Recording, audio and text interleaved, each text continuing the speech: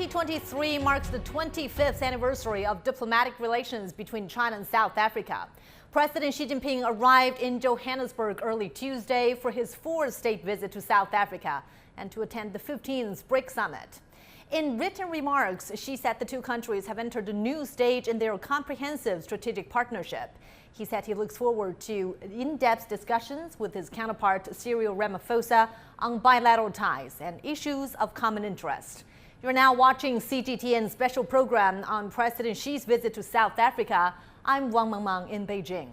Well, President Xi is now in the administrative capital city of Pretoria, where a welcome ceremony led by his South African counterpart Cyril Ramaphosa will be held at the historic Union buildings.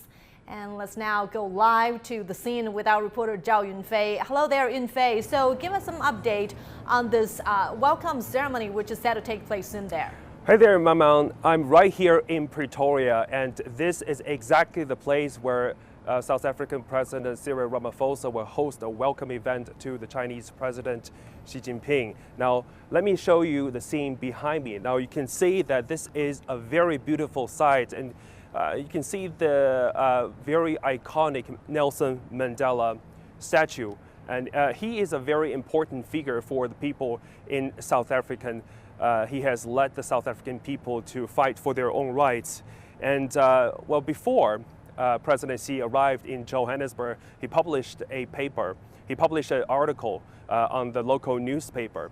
And he mentioned about how China has been supporting South Africans back in the mid-20th century. The newly founded New China has been supporting South African people to fight against apartheid history. And he also, in the article, mentioned about how China has been supporting South Africa to fight against the coronavirus.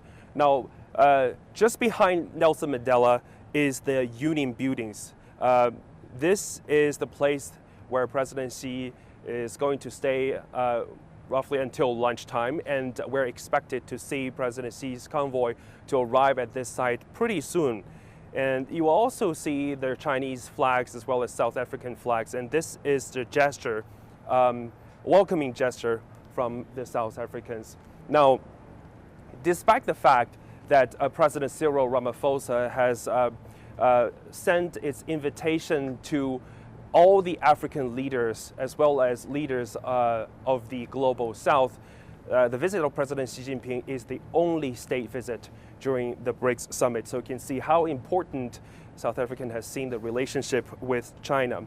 As you mentioned, President Xi arrived in Johannesburg last night, and when he just arrived, he delivered a speech where he celebrated the 25 years of diplomatic ties with South Africa. And he said, I quote, with the two countries' concerted efforts, and his visit will definitely be a complete success. President Xi also mentioned his personal ties with Ramaphosa. He says that the two leaders has been consistently working each other and supporting each other in the issues that concerning the core interests of both countries. So both two countries are looking forward to this, the outcome of this state visit. Now back to you. Sure, thank you so much, our Zhao Yunfei, following the latest for us from Pretoria, and we'll certainly be checking with him throughout the day. Now, trade between China and other members of BRICS has risen by over 19% from a year ago to more than $320 billion in the first 7 months of 2023. Now, my colleague Zheng Junfeng joins us now to tell us more about the growing trade partnership. Junfeng, take it over. Thanks very much, Yang Mamang. Yes, we have a lot to talk about. Now, the 15th BRICS summit holds particular significance as it marks the first in-person gathering since the onset of the COVID-19 pandemic. Additionally, this year commemorates the decade-long journey of the Belt and Road Initiative, a concept put forth by President Xi Jinping in 2013. Notably, South Africa holds the distinction of being the inaugural African nation to join this initiative. With these momentous milestones converging, the summit is poised to yield highly anticipated and fruitful outcomes. Now, at the forthcoming summit, a number of pivotal matters are expected to figure prominently on the agenda. These include discussions on the expansion of the bloc, the ongoing trend of de-dollarization in the trade, and collective shift towards fostering a multi-polar global landscape. My colleague Julie Shear reports from Johannesburg. It's been months of preparations, engagements and talks. Now the summit is finally here. South African President Cyril Ramaphosa will be hosting around 30 world leaders at the 15th gathering of BRICS heads of state in Johannesburg. We've invited quite a number of countries, quite a number of African countries will be represented at the highest levels. Also from, the rest of the world. There are some guests that are coming from Asia, Southeast Asia, and a few other regions. The world will be watching closely as leaders of the emerging market group debate issues of global security, trade and international cooperation. Decisions are expected to be taken on decoupling global trade from the dollar and expansion as countries queue to join the bloc. BRICS is a good initiative that Africa finds to be a very friendly business environment that creates an opportunity where through these foreign direct investments we are able to create jobs for our young people, create opportunities for our young people and provide livelihoods and enhanced economic activity for our countries that lead to growth in our economies. We have to make sure that we all speak decisively around how we grow the global economy, that we all speak decisively around how that growth is inclusive of all the marginalized people and the poorest of the poor that are always left behind in these sorts of conversations and then the processes that we put in place. This year's gathering is being billed as the most significant BRICS summit since the inclusion of South Africa 13 years ago. It could reshape the BRICS grouping and change the course of history as countries seek an alternative to the global north. Julie Shear, CGTN, Johannesburg, South Africa. Over the years, BRICS countries have been at the forefront of global economic growth. The IMF recently said in its report that BRICS countries are set to overtake the G7 nations and steer the global economy in the years ahead. Let us take a look at some of key factors about BRICS nations. Emerging markets are on the rise. According to the International Monetary Fund, the proportion of GDP contributed by BRICS countries experienced a significant uptick, with a 17.3 percentage points rise between 2000 and 2022. In contrast, the GDP share of the G7 nations declined by 22 percentage points during the same period. Looking ahead to 2023, the IMF's projections reveal a compelling narrative. BRICS countries are anticipated to contribute a substantial 32.1% to global economic expansion, while the G7 nations are poised to generate a more modest 29.9%. This trend is anticipated to gain further momentum. The IMF predicts that the BRICS economies will take on a pivotal role in driving worldwide economic growth in the next 5 years, with their indicator projected to reach an impressive 33.6% by 2028. In contrast, the G7's share is predicted to dwindle to 27.8% by then. Earlier, Martin Kingston, chairman of the steering committee of the Business for South Africa, shared his perspectives regarding the collaboration within the agriculture, energy and manufacturing sectors between China and nations across Africa. Let's tune in to hear his insights.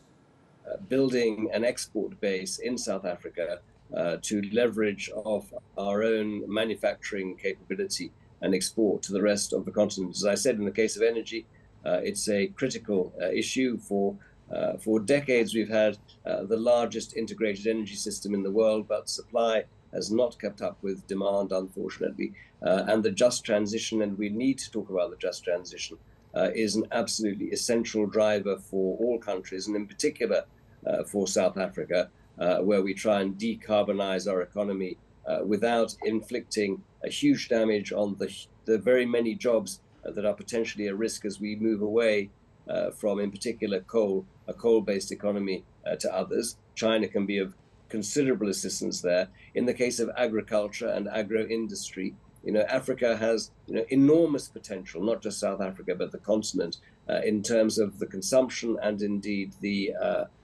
processing and export of agricultural product. Thus far, we've not managed to achieve the potential that exists. Once again, enormous scope for China and Africa, indeed via South Africa, inter alia. Once again, I have absolutely no doubt that China can play a significant role. And I want to just emphasize what I said before, which is that a focused, disciplined approach on bilateral as well as multilateral relations lies at the heart of this, building trust, confidence, and relations between individuals, between institutions, and indeed between countries. And that, of course, is in part what President Xi Jinping has been referring to in his article.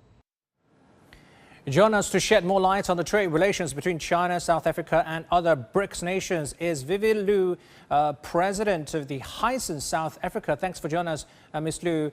We know that Hisense is a very renowned Chinese home appliances maker, smart devices maker. Drawing from your experience, could you tell us about the range of opportunities that BRICS countries offer for Chinese products? Good morning. Exactly. So people buy this BRICS summit. In South Africa, people knowing Chinese brand more and the trust level will be increased. While taking Hisense as an example, we entered the South Africa market already 28 years with quite a few categories ranked #1 and top 3s.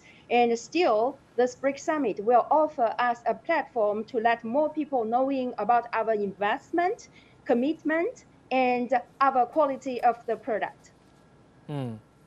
As you mentioned, Hisense has been present in South Africa for 28 years. Talk about in the process of trading products and investing locally, what kind of challenges or hurdles have you seen? Well, there's quite a lot of challenges of doing business in this market. But it is true, doing business in every market, you will facing challenges. That depends on how your team to solve the problems.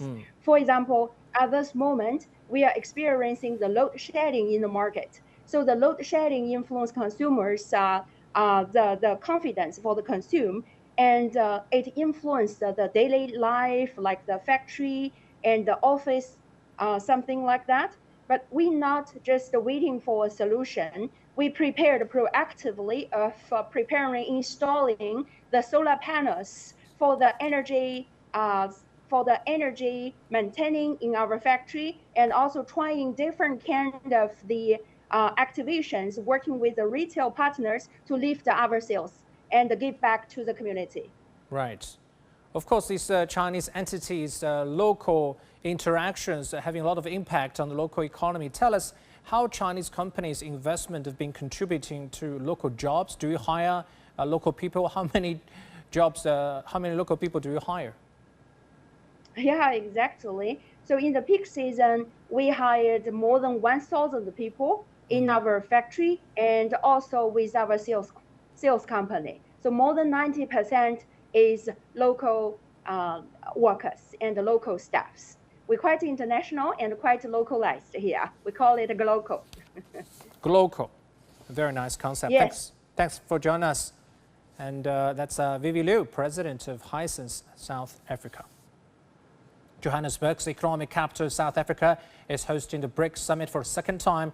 South Africa's biggest city attracts tens of thousands of immigrants every year. Chinese-born Angela Yon, who runs a jewelry design business in the city, is one such immigrant. My colleague Julie Shear reports. Johannesburg is playing host to the 15th and possibly the most important BRICS summit ever held. The bustling metropolis and economic heartland earned its name as the City of Gold since the discovery of the precious mineral in 1886. It kick-started the country's global domination of gold production and set the country on a path to industrialization. Johannesburg went from a mining camp of a few dozen people to being the biggest city in South Africa in 25 years. That kind of rapid development, both in terms of economy, society, and space, has been a key feature in the life of Johannesburg. The city's charm remains as strong as the allure of gold over 130 years later, and it continues to be a melting pot of settlers from around the world. Johannesburg is a city of migrants and immigrants. And from very early on, people were drawn to Johannesburg from across the southern African region and from across what was then the British Empire. And Johannesburg is a city in which things happen very quickly. There's a pace to Johannesburg that is embedded in its DNA. Chinese-born Angela Jung didn't know what to expect when she moved to South Africa with her family when she was just 13. During the time there was apartheid, it was 1990, and in Bloemfontein it was quite harsh environment that we're in Bloem. You don't know where you belong, you're not black, you're not white, and you try to fit in as much as you could. I actually learned how to speak Mandarin here in South Africa. After I matriculated, then I came to Joburg. It's like Igoli, a place of Igoli. I started university here in Johannesburg. It was really just buzzing and very exciting place to be. This is my home, I think, for the last 30 years. Angela now runs a successful jewelry business from Johannesburg called Impilo Collection. It is very special to be here in Johannesburg because we have the access to the diamond dealers and also the jewelry councils. My clients all over the world, so especially after COVID, people are seeing us online. So my clients can be in China, it can be in Hong Kong, in Japan. We also have people from Africa. Most of my inspiration coming from nature, by climbing the mountains and seeing beautiful things like even the butterflies, like something like the string that it was inspired by the jacaranda we have every spring, and the color, it just reminds me of that beautiful purples that we have in Johannesburg. Close to Jung's heart is the plight of South African women. She's now preparing to climb Mount Kumulangama in September to raise funds for women affected by gender-based violence. This is my country, and seeing people are suffering in my country, I have to do something, especially being the brand South Africa ambassador. To me, I felt no matter how much where you come from, who you are, what your skin look like, we can all make a difference just by making a difference with one person's life. It is so important for me to bring South African flag all the way to 8,000 meters peak. For me, it's not just bringing the flag, but also telling people how important for us as being a woman that we can put our mind together and make things happen and just focus one step at a time and get to summit. For me, what's most important is we empower women. You know that you are financially independent, you're emotionally independent, and you don't need someone to give you that diamond. And the diamond is within you. Julie Shara, CGTN, Johannesburg, South Africa. How intriguing to see a Chinese lady speaking with a South African dialect. That's the business part I'm covering. Back to you, Mama. Thank you so much, Jinfeng, for bringing us that in-depth look at the business aspect of cooperation. Now, ahead of Chinese President Xi Jinping's visit to Johannesburg, his signed article was published by South African media outlets. In this article, President Xi vowed to achieve further advancements in building a China-Africa community and extended his greetings to South Africa. Our reporter Zhao Yunfei has the latest on how the African press is covering the upcoming BRICS summit. The top news of the day. Chinese President Xi Jinping's signed article is printed on the front page of a newspaper in Johannesburg. The title, Sailing the Giant Ship of China-South Africa Friendship. This is a well-recognized newspaper in South Africa. The Star, its parent company, is publishing President Xi's article on multiple platforms, print and digital, reaching millions of readers. In the article, President Xi expresses anticipation for his visit to South Africa, referring to it as a promising land. He celebrated the brotherly sentiments between China and South Africa, saying the two countries have provided each other with strong support on matters of core interest and major concerns. The Star editor, Sifiso Mashlangu, says this message from the Chinese president extends friendship. Well, it's a letter to South Africa, a letter on collaboration. It's a letter concerning the People's Republic of China's relationship with the Republic of South Africa and our work towards a better world The newspapers are delivered on Monday, which also marks the first day of President Xi's state visit to South Africa. Many journalists in Johannesburg covering the BRICS summit say China is playing an important role in the development of Africa. African countries are going to seize this opportunity to grow their economies. We know China has been expanding equally across the African continent. It's inevitable. It's something that we are all seeing. We want to see BRICS helping developing countries, especially in Africa, because Africa has the largest number of developing countries. So we want to see BRICS coming in strong to help Africa develop. In Johannesburg and Sandton, Chinese flags can be seen hanging along the streets, a gesture of South Africa extending a warm welcome to the Chinese leader. As President Xi wrote in his article, this symbolizes the continuation of a long-standing friendship between China and Africa. Zhao Yunfei, CGTN, Johannesburg, South Africa. All right, now let's get some more analysis, and I'm pleased to be joined here in the studio by our guests, Professor Liu Baozheng, Dean of the Center for International Business Ethics at the University of International Business and Economics, and also Ms. He Wenping, Research Fellow at the Institute of West Asian and African Studies at the Chinese Academy of Social Sciences. Great to have you both on our special program. So as we understand, this visit is of particular significance given the fact that this is President Xi Jinping's fourth state visit to South Africa, and also it marks the 25 years of diplomatic relations between the two countries. So, Professor Liu, tell us what this strategic partnership entails.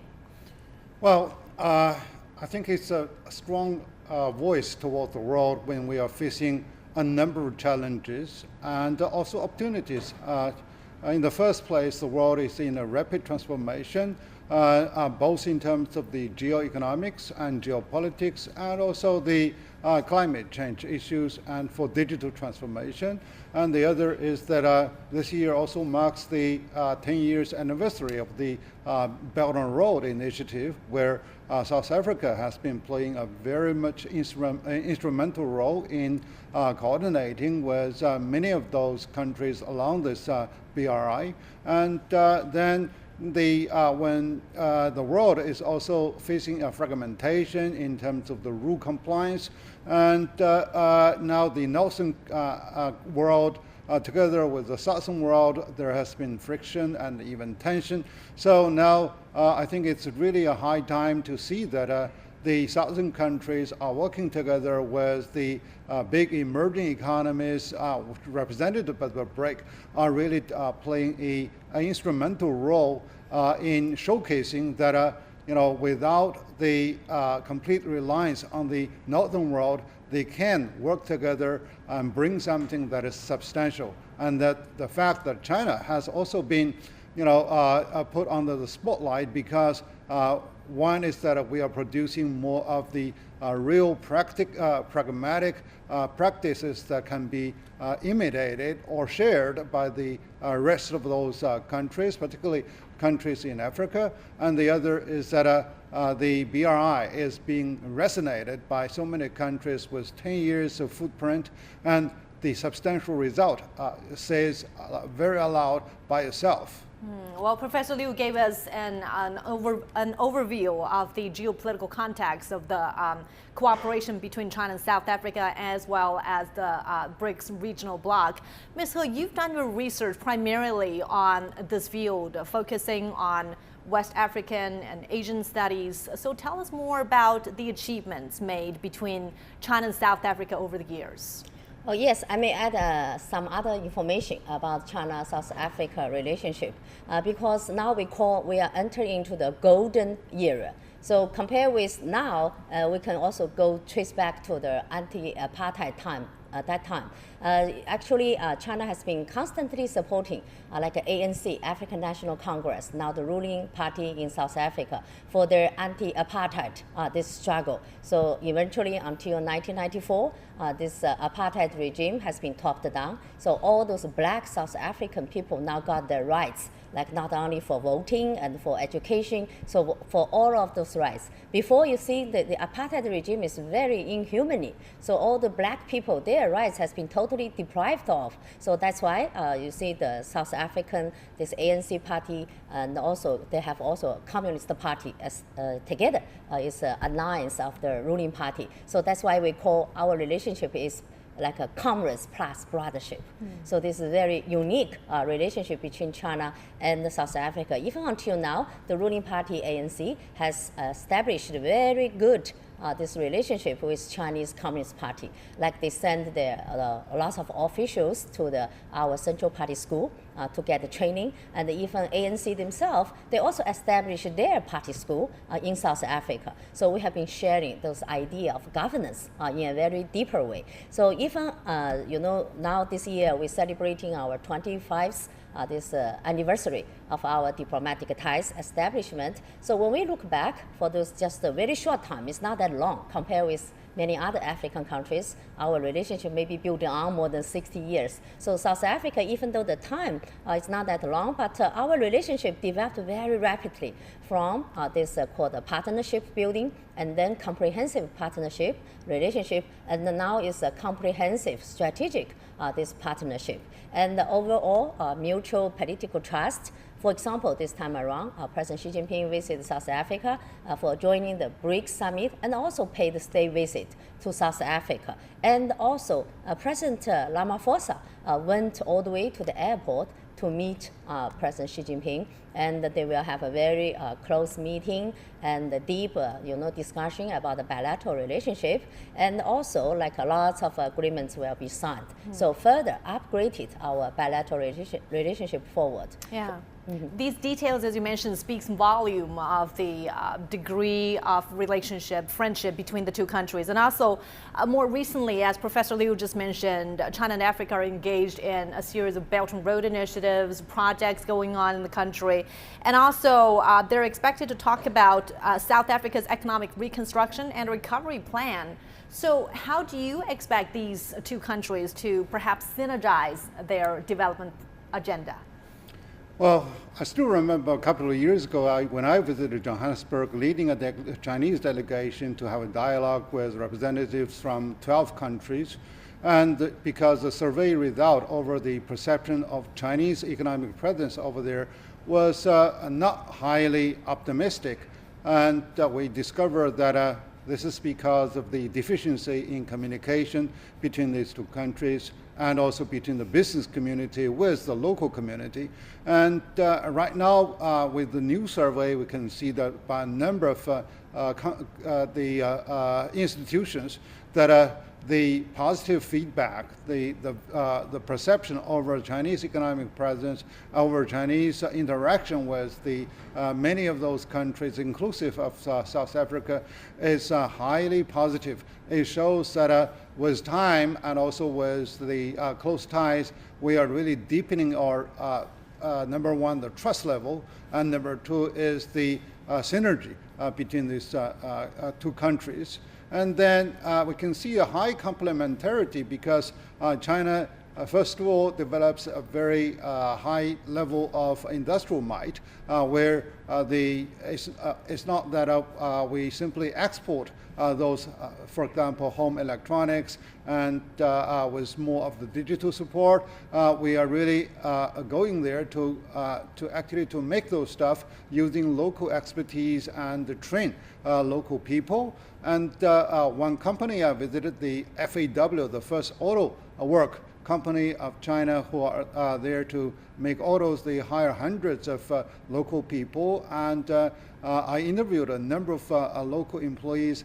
They are extremely happy. Actually, they saw that was quite a delight to have a Chinese company treating them equally and giving them something that they didn't really expect, not only in terms of salary, but also in the entire package and also in the job security.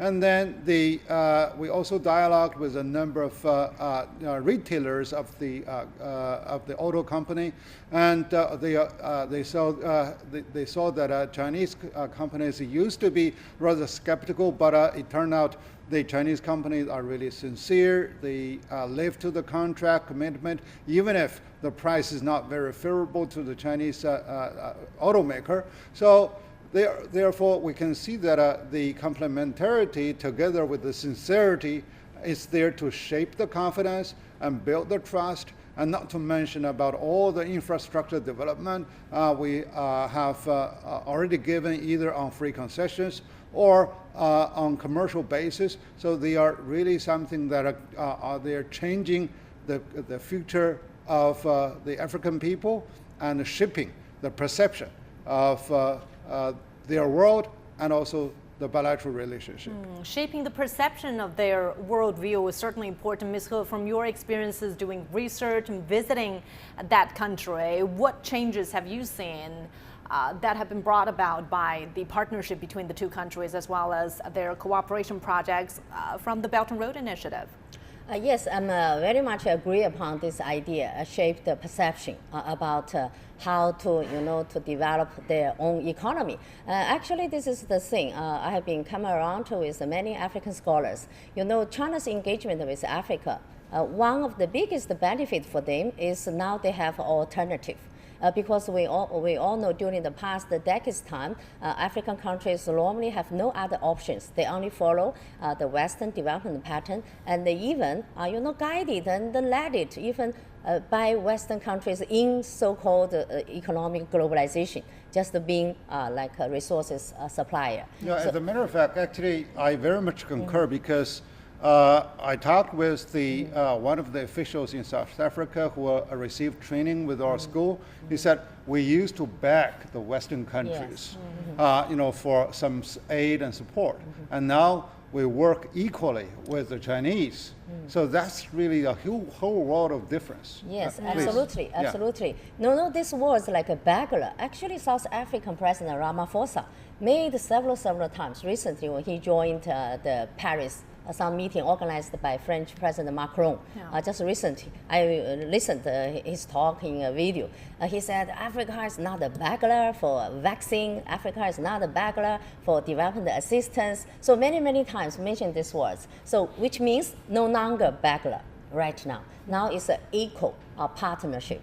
Not only with China, with India, also with the European countries. I think this is exactly the shape, this perception about the development. Africa, even though lag behind, economically speaking, with other countries in other continents, but now is the momentum for them to develop based on the equal footing and also ownership building. Why now this perception can be changed? Because China's engagement with Africa ever since the middle of 1990s. Yeah, lots of changes, the infrastructure. Yeah, whenever we travel to Africa, we can see a tangible way. Yeah, when you landed in the piece of the land in Africa, you see the airport terminal like Kenya that Nairobi airport, very gorgeous. Even around the building, around those glasses, you can see those animals, those paintings that they are modern with a local touch. Yes. The railway in between Addis Ababa to Djibouti is also gorgeous. Yeah, everywhere. Railway and expressway, harbor, like Djibouti I also visited.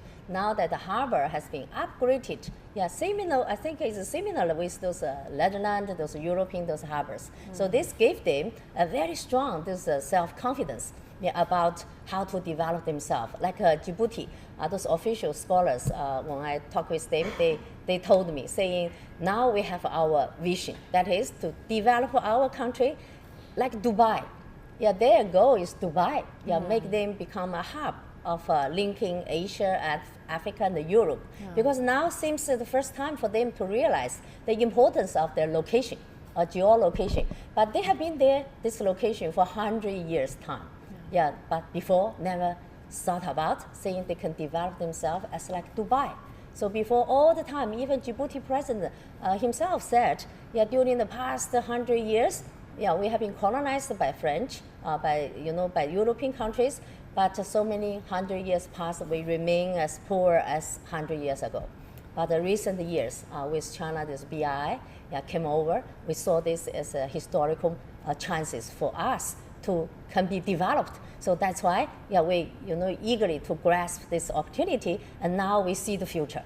We have the vision. So that is the exactly shape the perception. Yeah, I think Ms. He rightly pointed out the fact that by having options, they're given the freedom of choice, and then they could have the ambition to aspire to something that they could never imagine in the past. And also the level of sophistication of the collaborative structure is really commanding respect. People often talk about give them fish or give them the fishing skills. China does not only engage on the two dimensions, we do provide aid to a number of communities in terms of the clinics, the schools, and even digging wells for the local people.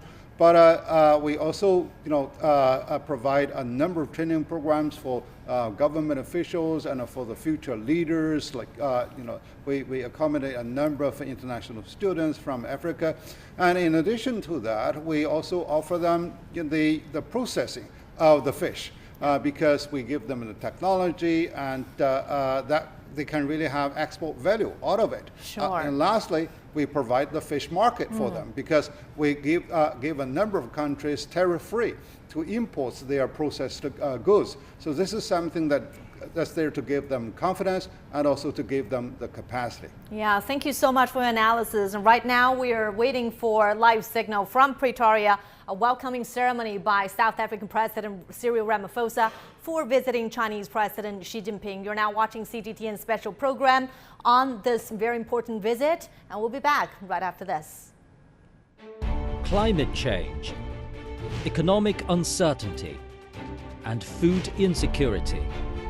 As the world faces multiple challenges, heads of state of BRICS nations and 55 African countries meet in South Africa with a common goal to promote multilateralism and sustainable development.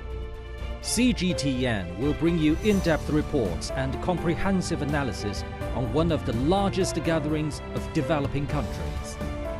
BRICS Summit 2023. Building an inclusive world.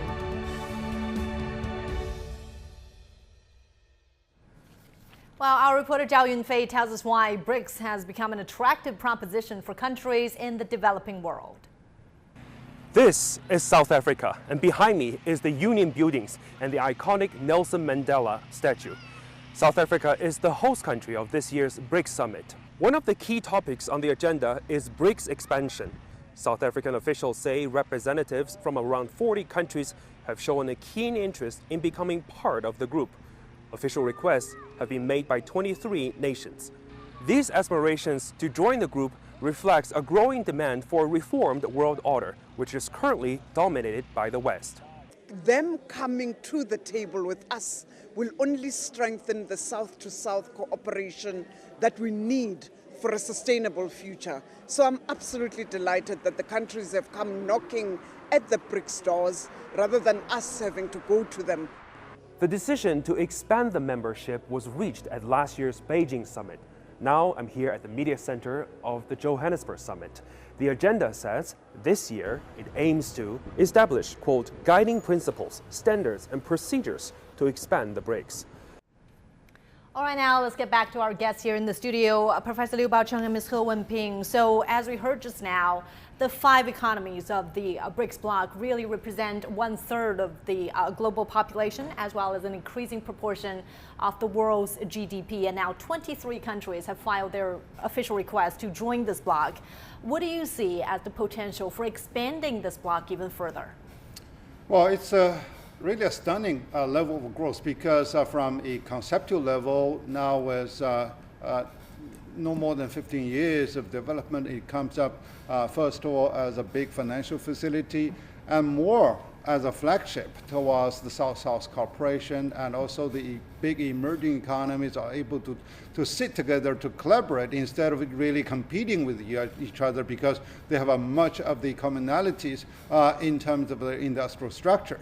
And also they are also competing for a global investment. But now, to work together with the the new development bank and also with the contingency reserve fund, they are able to not only there to grow their own economy, but also they are able to proliferate their impact to the rest of the other underdeveloped countries, and particularly that's why African countries are so much enthusiastic in participating this event either as observers or as potential candidates for the membership. But what is now required is that the BRICS needs to be further institutionalized so that they have the right type of criteria and standard to select the candidacy, and also to establish more sophisticated rule book so that more members can really get into it, and each of them can really play a constructive role instead of simply are there to seek the benefit, either in terms of finance or trade facilitation. And right now there's debate within the bloc about membership expansion, Ms. He. So help us understand the complexity and rationality behind both sides of the arguments. Well, for the argument saying the BRICS is much needed to be expanded, I think this is because the demanding side is very high. You see, the South African already make announcements saying more than even 60, saying there are different numbers, saying more than 60 now wants to join, but officially request to join is around like 20 more. So you see, at least no matter officially or not officially, but the list is quite long. Which means BRICS, this mechanism is very attractive. At least now lots of members want to join. So why it becoming attractive? Because it building itself very good. It's not like a BRIC itself. Because many Western media saying, oh, the BRICS no longer like shining gold. It's like the BRICS on the ground. Seems China, India have a border dispute, and Russia now Putin even cannot join, and even so a lot of those some information going on or rumors going on. But the purpose is not want to see BRICS getting stronger or getting bigger or getting more influential. This is from the Western media, their point of view. But at least now, those requests to join, I see many global South countries. Now they remain regarded BRICS mechanism as a platform for them also can speak out their voice, because they have no other, the platform to speak out their voice. Yeah, they are small, like they are South country, their voice, cannot be heard by the world, no matter it's a development issue or like a big diplomatic issue, even Ukraine, this crisis issue, their voice cannot be heard. Seems international society seems only those G7 countries, whenever they have a meeting, wow, their voice is international society's voice, but that's not true picture. So for all those global South countries, they now at least they regarded this BRICS group is very good. If they don't trust this one, saying this is not my voice or platform, I don't want to join, maybe I join others. But now they regarded this BRICS is very good. That's a place for them also can be representative. So this is number one. This is for diplomatic, for political, for their voice can be heard. Secondly, economic consideration. They also want to join BRICS because we have seen now this BRICS bank has already developed as the new development bank. Now it's going to add more and more members. For example, Egypt also joined. No longer just those 5 countries. Now seems becoming bigger, and the BRICS Bank, new development bank, also playing a very important role during the past 3 years pandemic time. This new development bank issued special a program to offer financial support for all those countries, like membership countries, to fight this pandemic. So it played a role. And even in those very emergency time, they also invested a lot of projects in the member countries. So this is a good platform, can pour in a lot of financial things, and then to help now many global South countries, they are facing, now we call like 3 kinds of crises overlapping. One is food crisis, like fuel crisis and financial crisis. So for them, they want more those access to get help. But for the developed economy, now they feel very reluctant to offer help in the real sense. They can talk in lip service, but when talking about the real sense, there's help, and then seems nowhere. Right. You mentioned the differences within the bloc. I mean, there are differences, in fact, in terms of their history, geography, as well as political systems. But then, Professor Liu, how could member countries within the bloc really put aside their differences and try to strive for this common goal? And by expanding the bloc and by attracting some more members into the bloc, probably with weaker economies in the club, whose agenda will the bloc serve? Well, each of the existing or potential members need to do better of their homework in terms of strengthening their own governance to bring a peaceful environment so that businesses can be conducted, and also they need to bring an open market economy where the free flow of all economic resources, be it goods and services, technology, etc., they need really to enjoy a sort of liberty in their own decisions by those manufacturer owners or by the restaurant owners. So actually, in that regard, many of those African countries need a long way to go before they can really get into it. But having said that, the BRICS is rather inclusive in that regard because they have not really stringent standard, where is the membership and how they can really play out with each other. But after all, it is really going towards, number one, is to address the financial crisis because of the contingency funds, and also number two is to support infrastructure development with the BRICS Bank available, and it needs, of course, larger capitalization, not only with the states that participate, but also to getting engaged more of the private sector support.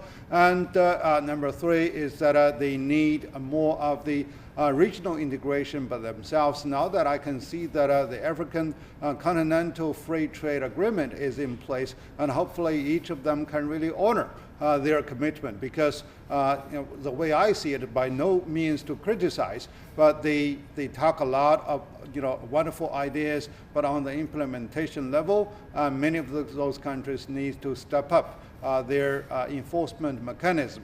So in that way, global investors, not only from China and also from the rest of the existing BRICS members and for all over the world, they can really team up to really to invest over there. So what I see is that the potential is so huge that they should not really be working as a begging bowl, but really very much a breakthrough of a land of promise. And certainly it takes all the political will and wisdom to turn words into actions. In the meantime, that's right, many see the BRICS bloc as perhaps a counterweight to the Western-led international order. Ms. He mentioned that by having choices, a lot of countries are perhaps shifting away from their association with the West. So do you see there's any merit in the reasoning behind that, Ms. He?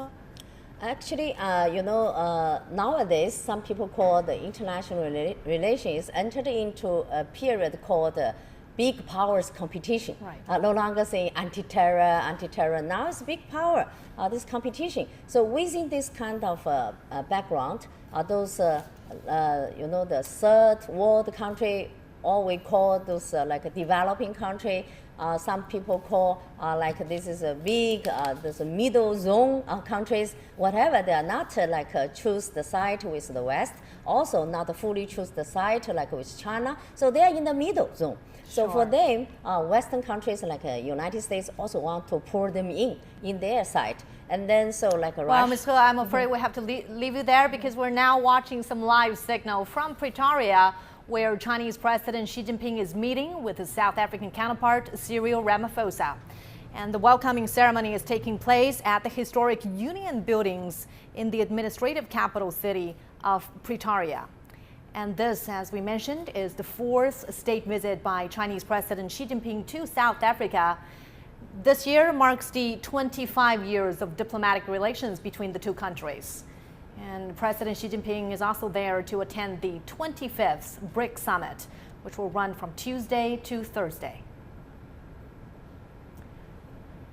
Now, certainly this visit has added significance because this year also marks, as our guest Professor Liu just mentioned, the 10th anniversary of the Belt and Road Initiative. And together, the two countries have been expanding their cooperation in quite a variety of fields, including people-to-people exchanges, trade and investment, agriculture, and new energy.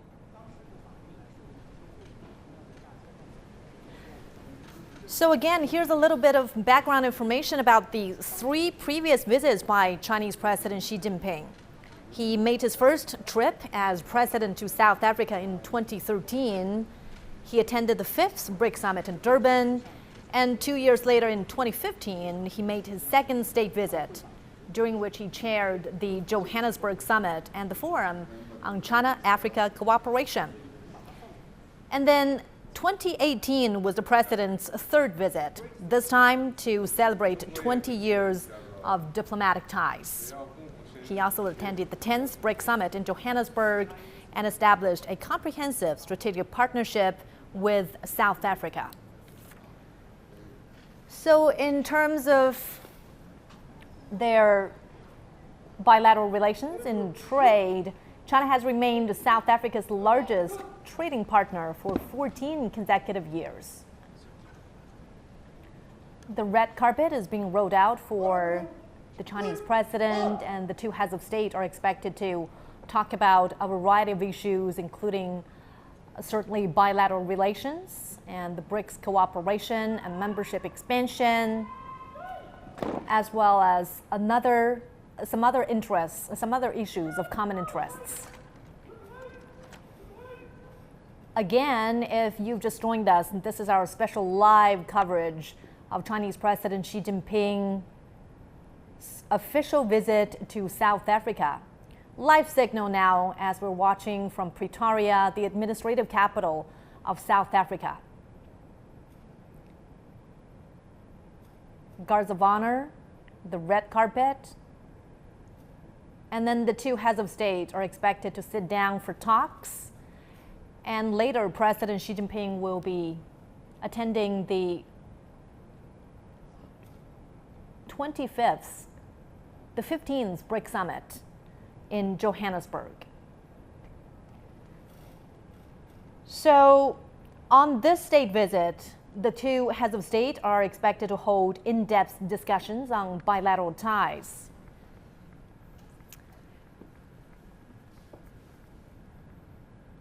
Well, as we were watching some live signal from Pretoria on this special welcome ceremony, let's now get the latest from our reporter Zhao Yunfei. He's following the latest for us there.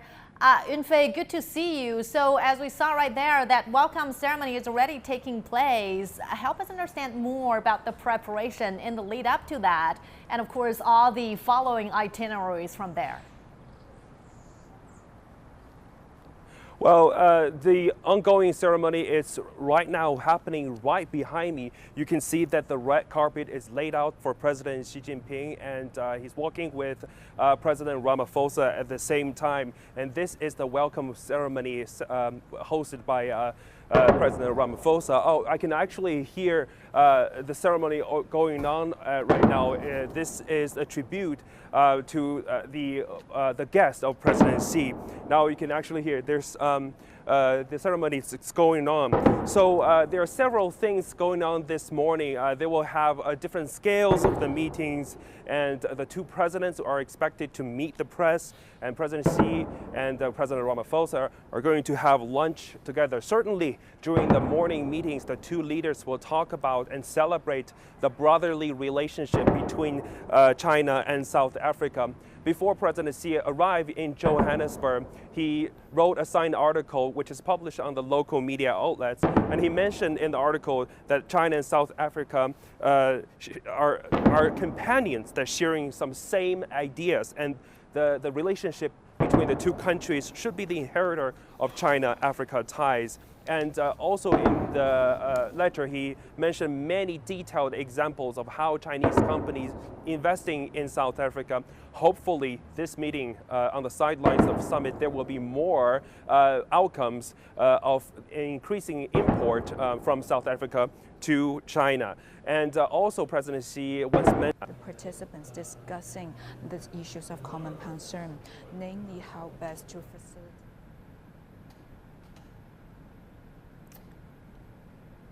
Yeah, all right, you're now still watching at live feed from Pretoria, the welcoming ceremony hosted by South African President Cyril Ramaphosa for visiting Chinese President Xi Jinping. And this is the opening chapter of the state visit by the Chinese president. And later on, he will be sitting down for lunch with President Ramaphosa.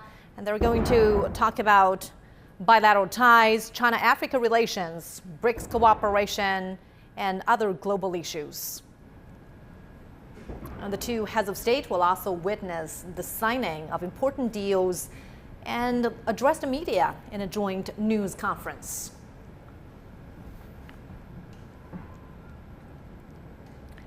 Right, so as we see right there from this welcome ceremony, Ms. He and Professor Liu, this is an elaborate event, of course.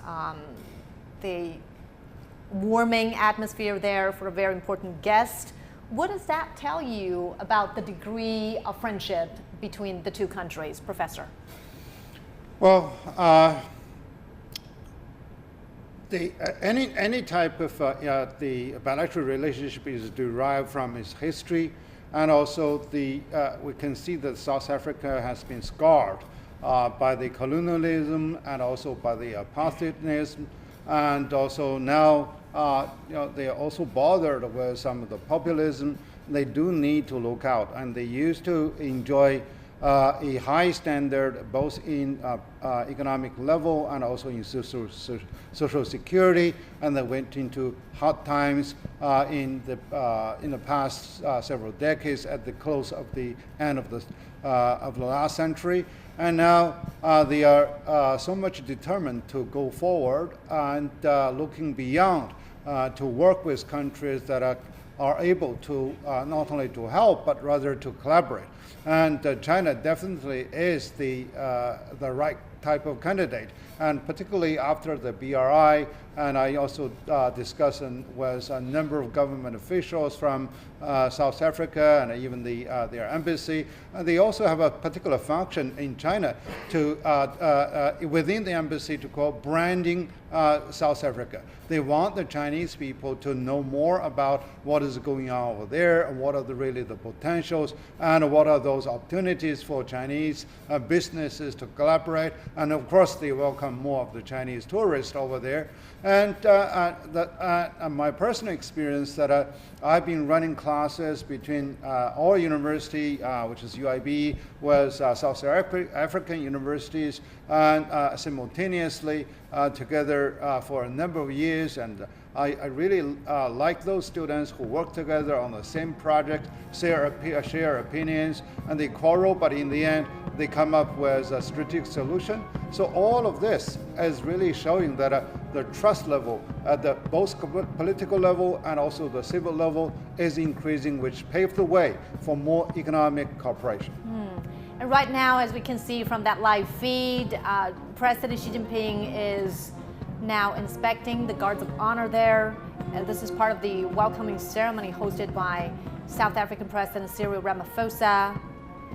And Ms. He, we also mentioned earlier in our program that this, the venue of this welcoming ceremony, the historic Unions building, is very significant for South Africa in the sense that it's a historic site, and then also statesman Nelson Mandela's statue is right in front of that complex. So by picking this, the choice of location, by picking this Unions building, I think the two heads of state are also paying tribute to statesmen that have changed the course of the nation. Yes, this is a very important place in South Africa. Actually, I also visited that place a number of times. Actually, I visited South Africa as many as 15 times. So whenever visiting South Africa, normally, because every time I come with different group, so even though I was there, but accompanied with other group, and then we will go there together to take, the group picture, always in front of State Union, because this is a very gorgeous building by the first point. Second point, this is on the top of the mountain. It's a very good view when you look there, and then down there now have come up with the Mandela's, this big status, because Mandela has been regarded not only a famous South African, it's also a famous statesman in whole of the world, has been respected from all of the, the global citizens, because his book also inspires me very much. Nelson Mandela has been put in the jail by as long as 27 years long, but he even, forgive those guards. You normally just watching him in the jail. So that's a big heart coming from Nelson Mandela. So he said, if we cannot throw away the hatred to the white people, and then which means we ourselves remain in jail by yourself, even though your body outside of the jail. But if you keep those hatred to the people, to the white people, which means yourself always in jail, your mind's in jail. His book is, freedom, seeing outside from the jail. So it inspires not only South Africans and also all of the, world, the people. Even I think, remember the former U.S. President Clinton and his wife, Hillary Clinton, and together with the daughter, all the family, went all the way to South Africa, trying to get some, those insights from Nelson Mandela's those idea. Even there is a talking saying when Bill Clinton has some scandal, by that time, their family, this is a so-called first family, now have some dispute. So Hillary Clinton got the idea, the very good idea from Mandela, and then eventually helped her to overcome this crisis in her family. Yeah. You see, this is a very specific They cases. learn to forgive. That's one very forgiving important heart. Forgive. Yeah. It doesn't matter where it applies. That's It could right. be the family, Yeah. and marriage, and of course, and a person's lifelong pursuit of freedom and equality.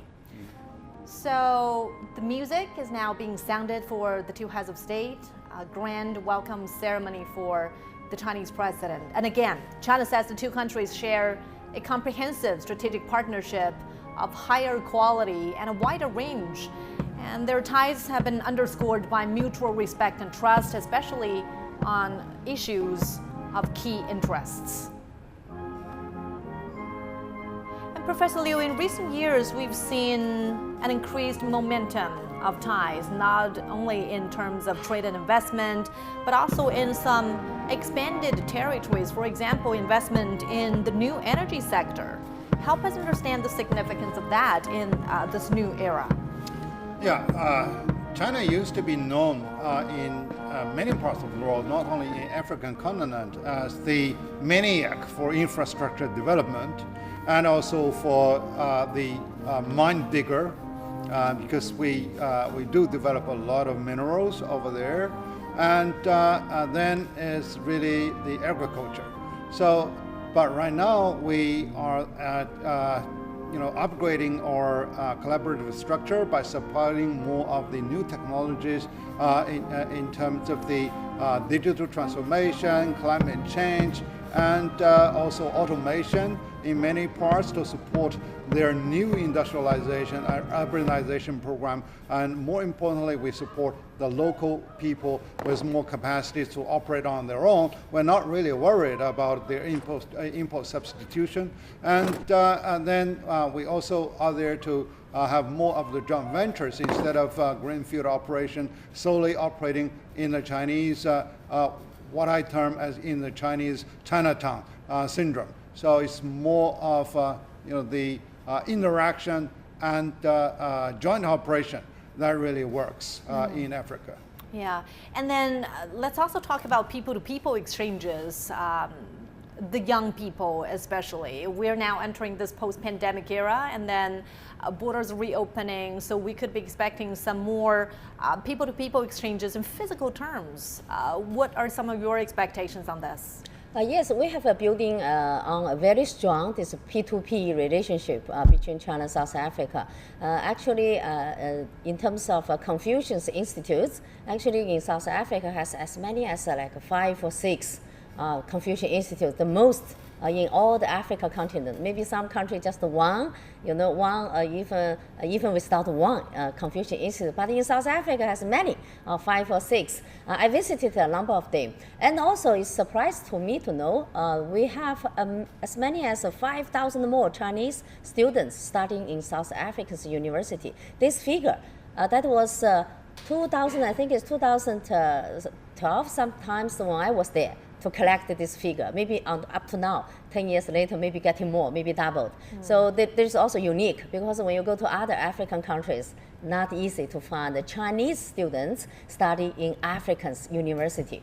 Yeah, there's another way around. Now many African students now study in China, because Chinese government offered scholarship, and also like even Confucius Institutes also offer some scholarship, and even Chinese companies also come out with scholarship supporting those African students come to China. Yeah. But in South Africa, why Chinese students eager to go there? They want to go there because like Cape Town University, Stellenbosch University, Pretoria University, Wits University, many more in South Africa, they're very developed English language as the teaching language, and also scientific research like in Cape Town, Stellenbosch, also very, in the very high ranking. Well, Ms. Hua, hold your thoughts. We're going to get back to you, but right now let's cross over to our reporter Zhao Yunfei, who's been following the welcome ceremony right there at the Unions building in Pretoria. Yunfei.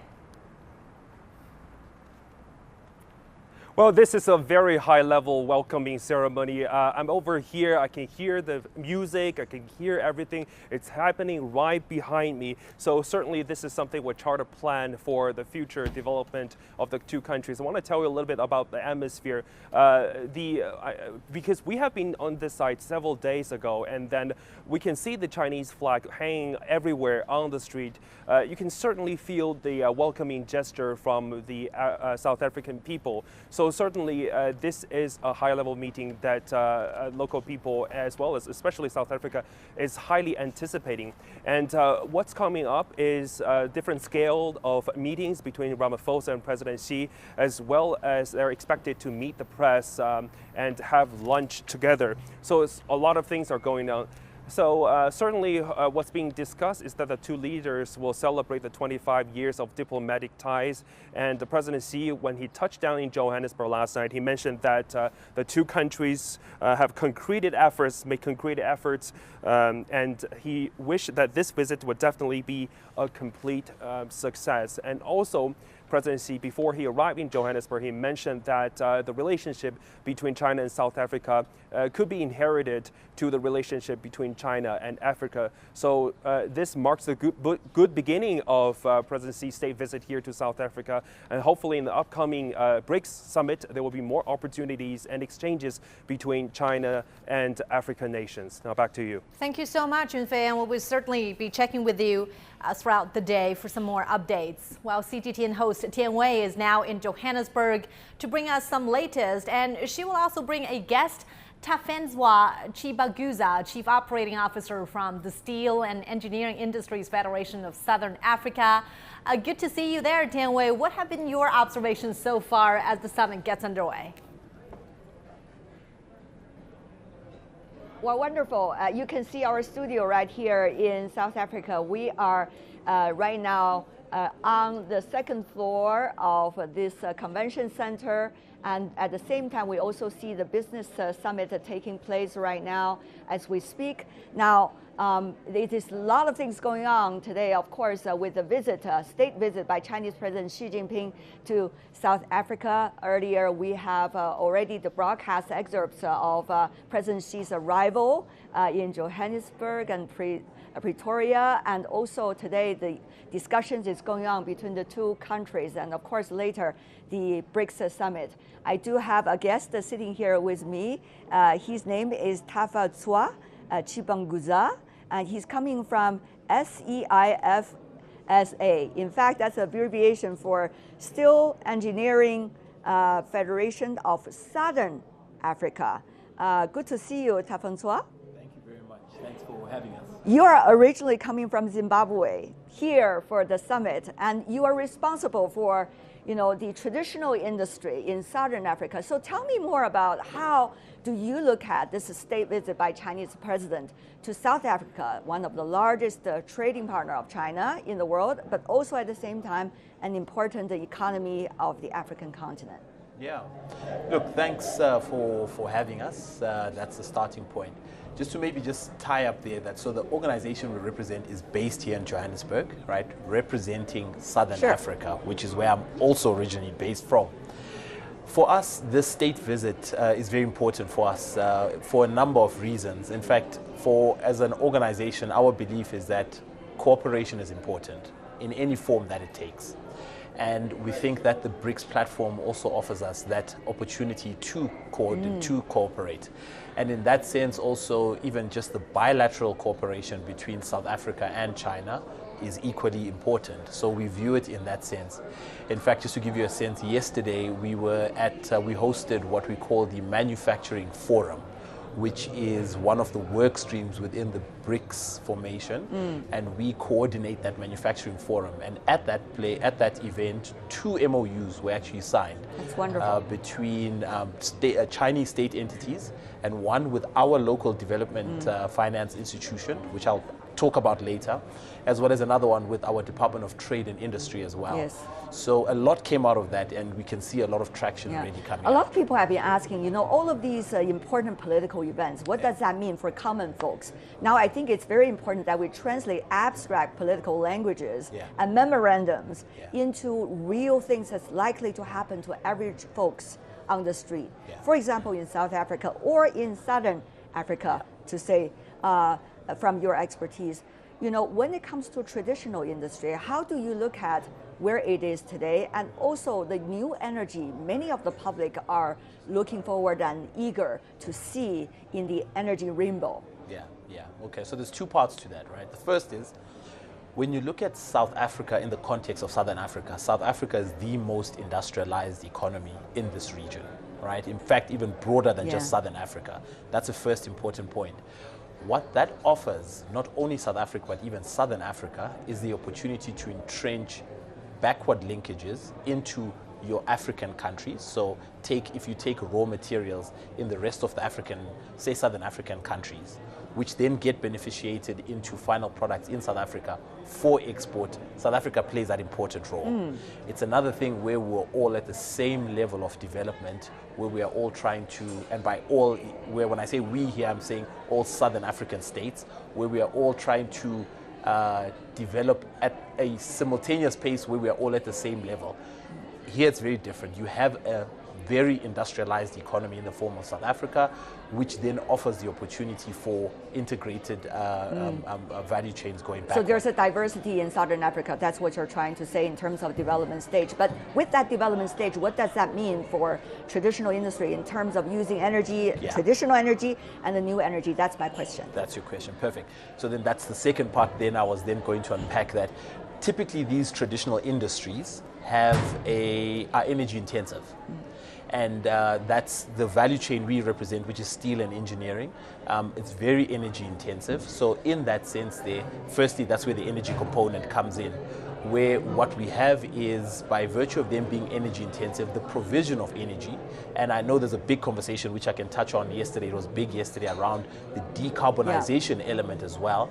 But those traditional industries, by virtue of them being energy intensive, means that energy then becomes the lifeblood for those industries to progress and to be able to operate. So, and then tying in with the point that with the backward linkages, in fact, maybe another point just on the energy component, South Africa on the continent represents in excess of 50% of energy production on the continent, right? So a big player even in the context of energy, but then also a very carbon-intensive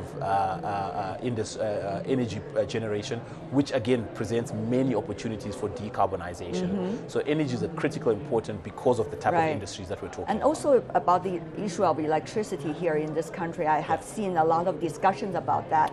China and South Africa has been cooperating on many of the power plants, and also has been cooperating together with many African countries on the storage of energy. As we know, with the new energy developing, the storage has becoming ever more important. And components of the storage is important. Meanwhile, the raw materials for producing the components of the new energy also important, like lithium or many other things. So the question really is how China and Africa, of course South Africa as the largest developed economy, be able to cooperate with each other's advantages and make sure at a time when the global supply chains is pretty much interrupted in our world as a result of pandemic, geopolitics, and many other things, these economies can work together for their own advantages. That is something I think a lot of people have been thinking about. 100%. In fact, yesterday a very profound comment was made, which has left a thought in my mind since yesterday. And increasingly yesterday, the discussion was around, in fact, one of the panels on this manufacturing forum was around how do we cooperate, but in terms of deepening value chains. And the point that repeatedly was mentioned is that it's about partnership, right? Which I guess is an obvious point. But then the part that really left a thought in my mind was, it's not only partnerships for partnership's sake, but partnerships and entrenching those areas where value is. So in this case, you've made the very important point. Many of the critical minerals for the energy transition are in Africa, right? So to the extent that partnership in that sense, so the value lies there. That's, if you like, a God-given endowment, which can't be relocated, right? So the point really is that that is an area where the value is there. So in that partnership, what then it becomes important is that we need a deeper level of transformation of those minerals locally. That's a great point. To the point exactly, and then to then further once they are transformed locally, we get higher value, and then at least there is some value accreting. To your Think about African solar states. panels. I mean, China probably is the largest solar panel producers in the world, and also it has been the largest renewable energy producer and user in the world so far. Our developing countries. See, so that probably can be something of use and of inspiration for the other economies. But at the same time, I know South Africa, where you are working in right now, also been using solar energized, vehicles, for example, public buses. Even though charging stations is still a big problem at this moment. So how do you see new technologies coming in that could provide people, especially the young people, with good, better job opportunities? Not just traditional industry, which you're coming from, of course. Very true. No, but you make a good point. And I think one of the big legacies of this energy transition, which is well underway, that's an undeniable fact. And one of the legacies of it will be the development of new industries. To your point, I mean, what we have seen already is numerous small businesses popping up to just install. Indeed. Granted, it's fully imported kits, but they're installing it and they're making a good living out of it. And that's young people, young SMME companies, so that's one area. But I think a lot of that can be deepened, right? If we go back to the conversation where we said the critical minerals are coming out of here, if there's an element of a bit more value addition to those minerals, granted, then they get exported and then imported in the form of panels. Then there's mutual benefit flowing both ways. So in that sense, it's important. And I think I just want to stress that point again. Like I said, it's been ringing in my mind since yesterday that it's partnerships, but where the value exists. Indeed. That's what you actually need to train. I do want to relate to that because we hear a lot of discussion coming here over the past 48 hours, shall I say. A lot of discussion about whether should we be fearful of China, or whether there's exploitation of our resources. But on the other hand, the other side of the discussion should be, why don't we take advantage of our advantages? to make us valuable in the overall picture and move up the, the production level as South Africa and many in Southern Africa, where you are, has been doing. One of the things is emerging economies and developing countries are having first industrial revolution, second industrial revolution, third industrial revolution, fourth industrial revolution, all at the same time. That's one of the things about our economy, isn't it? How can we maybe tap into the best of all these different layers of industrialization and make sure they can benefit our society in a sustainable way? That's what you're thinking, I guess. Absolutely, absolutely. And it all again goes back to partnership, but where the value is. So if my counterpart country is in fourth industrial revolution and I'm in second, instead of replicating the lessons that they went through third into fourth and maybe fifth, why not tap into four and leapfrog a lot of the learnings? Only take the good and exclude the bad in terms of learnings. So I think that again, it just goes back to cooperation, and that's what platforms like this offer us. The state visit, the BRICS platform, the bilateral engagements. They offer real opportunities for partnership and cooperation, and that's what it is. The other thing I really want to talk to you about the young people. Remember, we had some exchanges of ideas before coming in here. Jobs for the young people, so important for the African continent. This is a vibrant population we are talking about. But how to solve that challenge, that is one facing everyone in Africa, but to say the least, also emerging economies to different degrees. So how are you seeing, with your industry developing and many of the points that we touched on earlier, create job opportunities for the young people? Look, I think in responding to that, I have to start off with the reality that we sit in a country, and South Africa in this case, with one of the highest youth unemployment rates in the world, right? So I make this point, I don't want to make superficial points that are divorced from the reality that we face on a day-to-day basis. So it's a massive problem for us.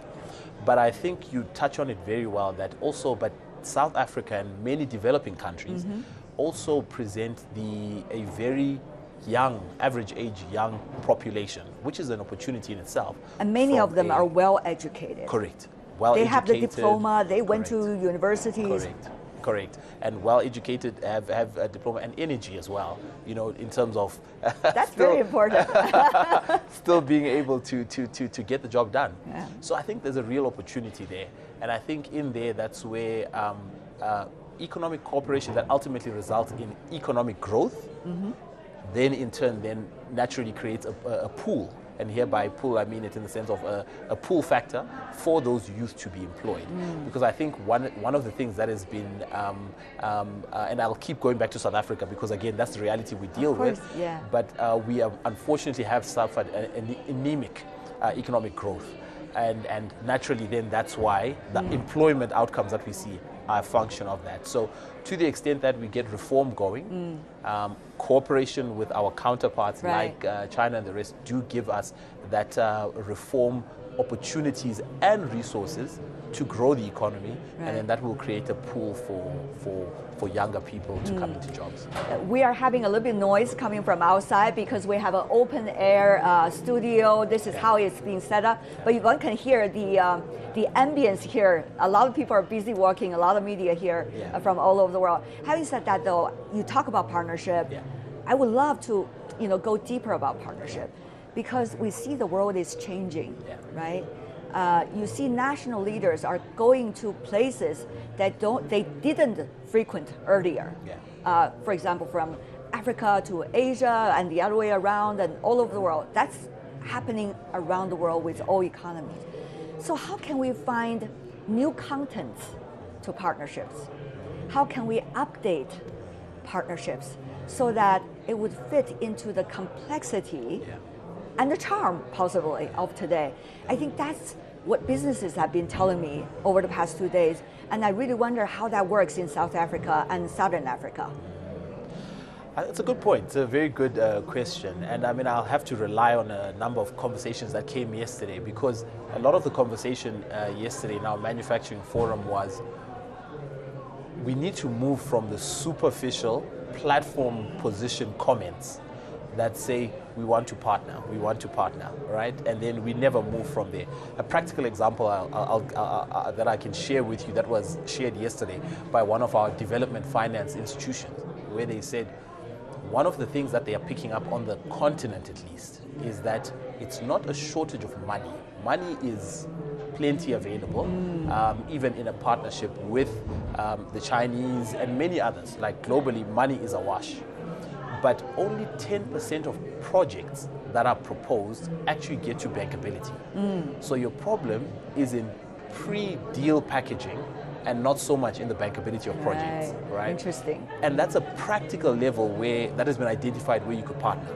So when we talk about how do we go to the granular detail of partnership, just pre-deal financing facilities and expertise is one way that we would have already unlocked so much potential around partnership. Before we go back to the question about China and South Africa, 25 years anniversary this year, celebrated for the establishment of diplomatic relations between China and South Africa. China, South Africa's largest trading partner on the African continent, 13 years already. And South Africa, also China, South Africa's global largest trading partner. So this is a historical time, one could say, not only for China and South Africa, but also for the emerging economies. I know you are in the business, so I don't want you to talk about politics. But from the business perspective, how do you see these ideas can be better valued? How can we see more synergy being of real content eventually to our solutions to questions? Look, again, with the discussion between South Africa and China, we have to also appreciate the fact that there is a big brother and a young brother considerably, right? So South Africa is in terms of economic size, it's an obvious fact. China calls South Africa comrade and brother. 100%, absolutely. But here it's more in the relative size, right? That's a fact. I mean, it's multiple times bigger than. But I think in there, the reason why at least in our view, why the relationship is held in that there's pockets of excellence, but pockets of granular cooperation. Like my previous life before coming back to the steel sector was in the mining sector. I see. And there, much of the commodities that are heavily endowed in South Africa, chrome, manganese, high-grade iron ore, all come from this part of the region. And the key trading partner is China. So even though you have that relative degree of very big economy with a very small economy, there's pockets. And I think it's such areas as well where that have kept the relationship going. Right. Yeah. It's partnership of real content. Correct. As you said repeatedly. Correct. We got that point very clearly. I'm glad. Over the past 48 hours, I've been staying together with our team here in Johannesburg. I find out a lot of enthusiasm in terms of meeting friends coming from China among the locals. Just walking in one of the biggest bookstores here in Johannesburg, I met people came up to me and say, "Are you from China? Are you here for the BRICS? How can we work together?" Just common young folks. And I was touched very much by that. This is coming from the hearts of the real people you see in the street. So not only that, but also the importance of communication. After 3 years of pandemic challenge, we are coming back together, first time in person for the state visit and also for the BRICS summit. And hopefully more members likely to join the BRICS as well, coming from the global south. So I guess this is really a reunion of new ideas. Correct. And a reunion of partnership and an update of contents. For now, I want to thank you, Tafatsua. I hope I pronounced your name right. Perfect. Thank you so much for sharing your precious time with us. I know you have to run to the business summit over there. Thank you. And I want to hand this back to our Beijing studio with also the smiles of all our teams here in Johannesburg working on this big event. Back to you, Beijing. Well, thanks so much, Tianwei, bringing us that fascinating discussion. And I could tell that Tianwei has really been enjoying her time there in the past 48 hours or so. And earlier we talked with Swaran Sin, Professor of International Relations at Jawaharlal Nehru University in New Delhi. He says trading in local currencies can provide other options for international transactions and free countries from being held hostage to the US dollar.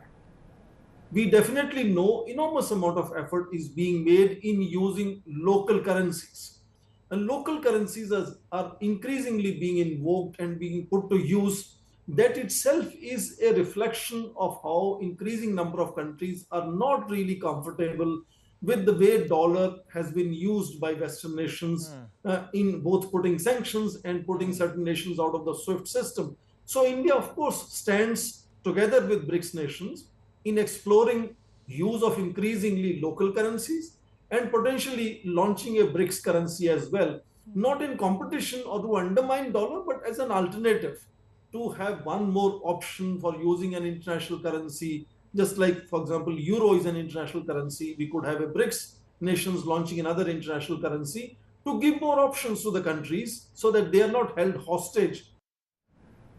And on the sidelines of the BRICS summit, which opens today, is the BRICS Business Summit. Our reporter Sunya has been following the latest on that, and she joins us live from the forum's venue in Johannesburg. Good to see you there, Sunya. So the business forum is preceding the main event. Tell us about the highlights that have been there so far. Hey there, Mama. We are at the Centum Convention Center too, and now the BRICS Business Forum is underway. Maybe you can hear it right now. The discussions have been undergoing for the whole morning now. Just now we heard Mr. Zhang Shaogang, who is the Vice Chairman for China's Council for International Trade Promotion, and he was sharing China's experiences and lessons in making friendly business environment happen. And that is the kind of thing all the BRICS participants are working on right now. And really throughout the whole morning, the discussions have been centering on the common issues that BRICS countries as well as the Global South countries are concerned about, namely how to make growth happen in today's environment. And you will see behind me here at the media center, it's getting packed, and we imagine it will be the attention will be even more intense as the day goes on, because in this afternoon, that's when the BRICS summit officially opens, and where we expect to see the leaders, the heads of state from BRICS countries, and some 40 leaders and heads of states from 40 African countries. They are going to be here for the BRICS summit, and then this afternoon at the business forum, we also expect to hear statements from the BRICS countries. The statements from these heads of state, and you can imagine how much weight those statements would be carrying, especially now that we are getting a sense of how influential the BRICS mechanism has been. To give you a little bit of a background for the influence of BRICS, South Africa has said that in the last 5 years, its trade growth with BRICS countries have been growing at 10% every year, and now trade with the BRICS bloc now account for South Africa's global trade sum over 20% of its overall trade. And that, of course, it's something the other participating countries are looking for and hope to have with the BRICS mechanism. And then we have also learned that even though the BRICS Business Forum is only starting today, we're already seeing agreements, for example, between South Africa and China, including a MOU between the Bank of China and South Africa's industry development cooperation that will be an agreement that will encourage mining, manufacturing, financing, banking, you name it. So already very much discussion and some agreements coming, and this is only the first day of the meetings, Mama. Thank you so much, Arsunie, bringing us the latest from the BRICS Business Forum in Johannesburg. And now let's get some more analysis with our studio guest, Professor Liu Baocheng and Ms. He Wenping. So, as we could see over the past 15 years, BRICS as a bloc has grown in size, sophistication, as well as influence and representation, of course. And currently they contribute to over 30% of global GDP, and that number is expected to rise to 50% by year 2030. Now, Professor, what do you see as some of the factors driving the BRICS forward and to help sustain its vitality? Well, honestly speaking, we cannot really give full credit to the BRICS as a sort of platform to work together, because these countries, before even the concept of BRICS, they have been they called a big emerging economies anyway, so they are doing pretty well. So on a theoretical framework, we need really to study, what is really the specific contributing factor from this type of platform for the individual growth of all the members over there. But having said that, it is still something that is very significant in that one is that it really gave people a type of confidence, particularly the New Development Bank. We can see that it is smaller in capitalization as compared with the AIIB, and far smaller than the ADB. They are really doing very gracefully, I should say, in a number of sustainable projects, and in which some of the members are really benefiting a great deal. Even Beijing benefit a great deal, and through my research, India benefits the greatest. So because they are good at writing reports, I should say, applications. And so, hopefully, all the rest of the members, with the expansion of such sort of a membership, they can really benefit a lot more by simply the development funds from the BRICS Bank. And the other is that governments have more confidence in dealing with their fiscal plans because of the contingency reserve that is over there. And thirdly, they can also, governments have more confidence in their, they can really have a sort of alternative to the US dollar hegemony by having the local currency as a level of settlement in some of the deals. So this is really the beginning. We cannot really do away with the US dollar in a short while. At least it does give some type of relief to those governments. And what I really hope for is that it is a platform, but how it's going to be translated into a sort of organization. For example, are we going forward with a free trade agreement? So it's something that is very serious on over there. Or do we really separate different functions? For example, there are also 3 other members other than the 5 funding countries who also contributed to the New Development Bank. Or can some countries join the contingency funds?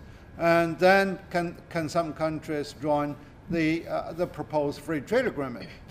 Things like that. So I think it should be inclusive, but it must also be sort of rule-based. And the business community are really watching very tensely over what is really can be unveiled ahead, because right now there are a lot of more uncertainty in the global marketplace, and those new emerging economies do really provide the type of opportunities. If you look at the Interbrand, who measures the brand equity, without for any product, without the cover within the BRIC countries in terms of their market expansion, they do not really justify to apply even for global branding.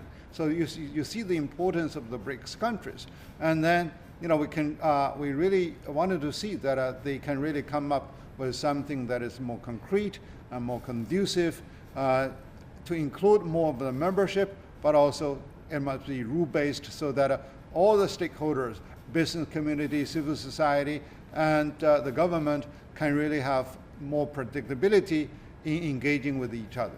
As Professor Liu pointed out, that one of the themes, one of the main agenda on this year's BRICS Summit is de-dollarization.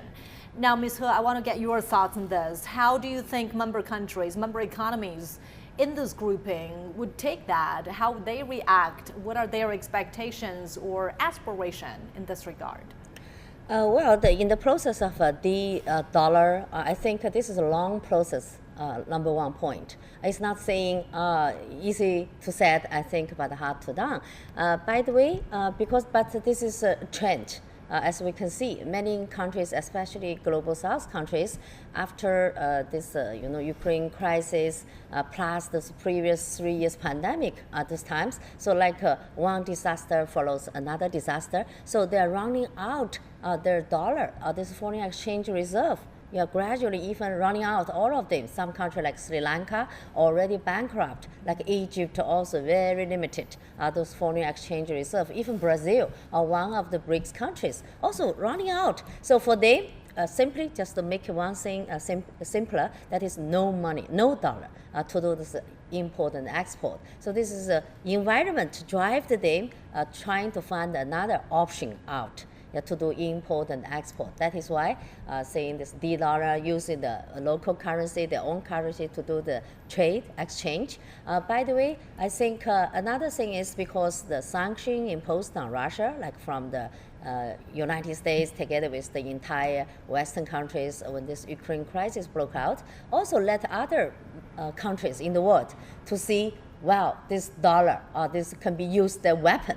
Not only those real weapons on the battlefield, even this financially, this dollar also can use that weapon to make you, give you a final blow. So this also comes up with a strong awareness. Seems now you cannot too much depend on this dollar dominate as the leading financial means to do import and export. So this come up with another awareness. So all those combined together, especially like Russia's Foreign Minister Lavrov, I think he was the only one to put forward saying, it's the time to build on the BRICS' own currency.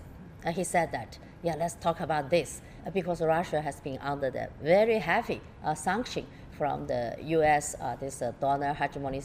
So that's why he said the BRICS need to establish a new currency. Let's play our own game. Do this trade among BRICS countries, so on and so forth, to get rid of this dollar dominated that financial track. Let's come up with another parallel one. But all those ideas, of course, come from a very good thinking to D-dollar. Not only saying becoming slaves, like India, one scholar said, we all becoming fugitive, controlled by the dollar. But good intention also needs all those actions followed. For example, our currency, Chinese RMB, we are not internationalized yet. But because China is the global trade power, so a lot of global trade has been done by China, and then gradually this RMB has been used in the international trade, and also even African countries, as far as I know, at least more than 8 African countries already chosen the RMB as one of the foreign exchange reserve currency. Now, even though RMB is not internationalized, but they trust RMB, this very good momentum, this is value has been maintained in a very stable way. So better to keep RMB as one of the foreign exchange reserve. Rather than euro. Euro also devalued quite rapidly. So this is, I think, facts. When the things going on in a very good momentum, and then by nature, this de-dollarization, those things not only talking, the things, it gradually will becoming reality by itself. Sure. Well, Ms. He, you mentioned the ongoing crisis in Ukraine, and we certainly want to talk about that. The summit comes against the backdrop of the Russia-Ukraine conflict and mounting geopolitical tensions. Now, Ada Waringa breaks down the agenda of this year's Leader Summit in Johannesburg.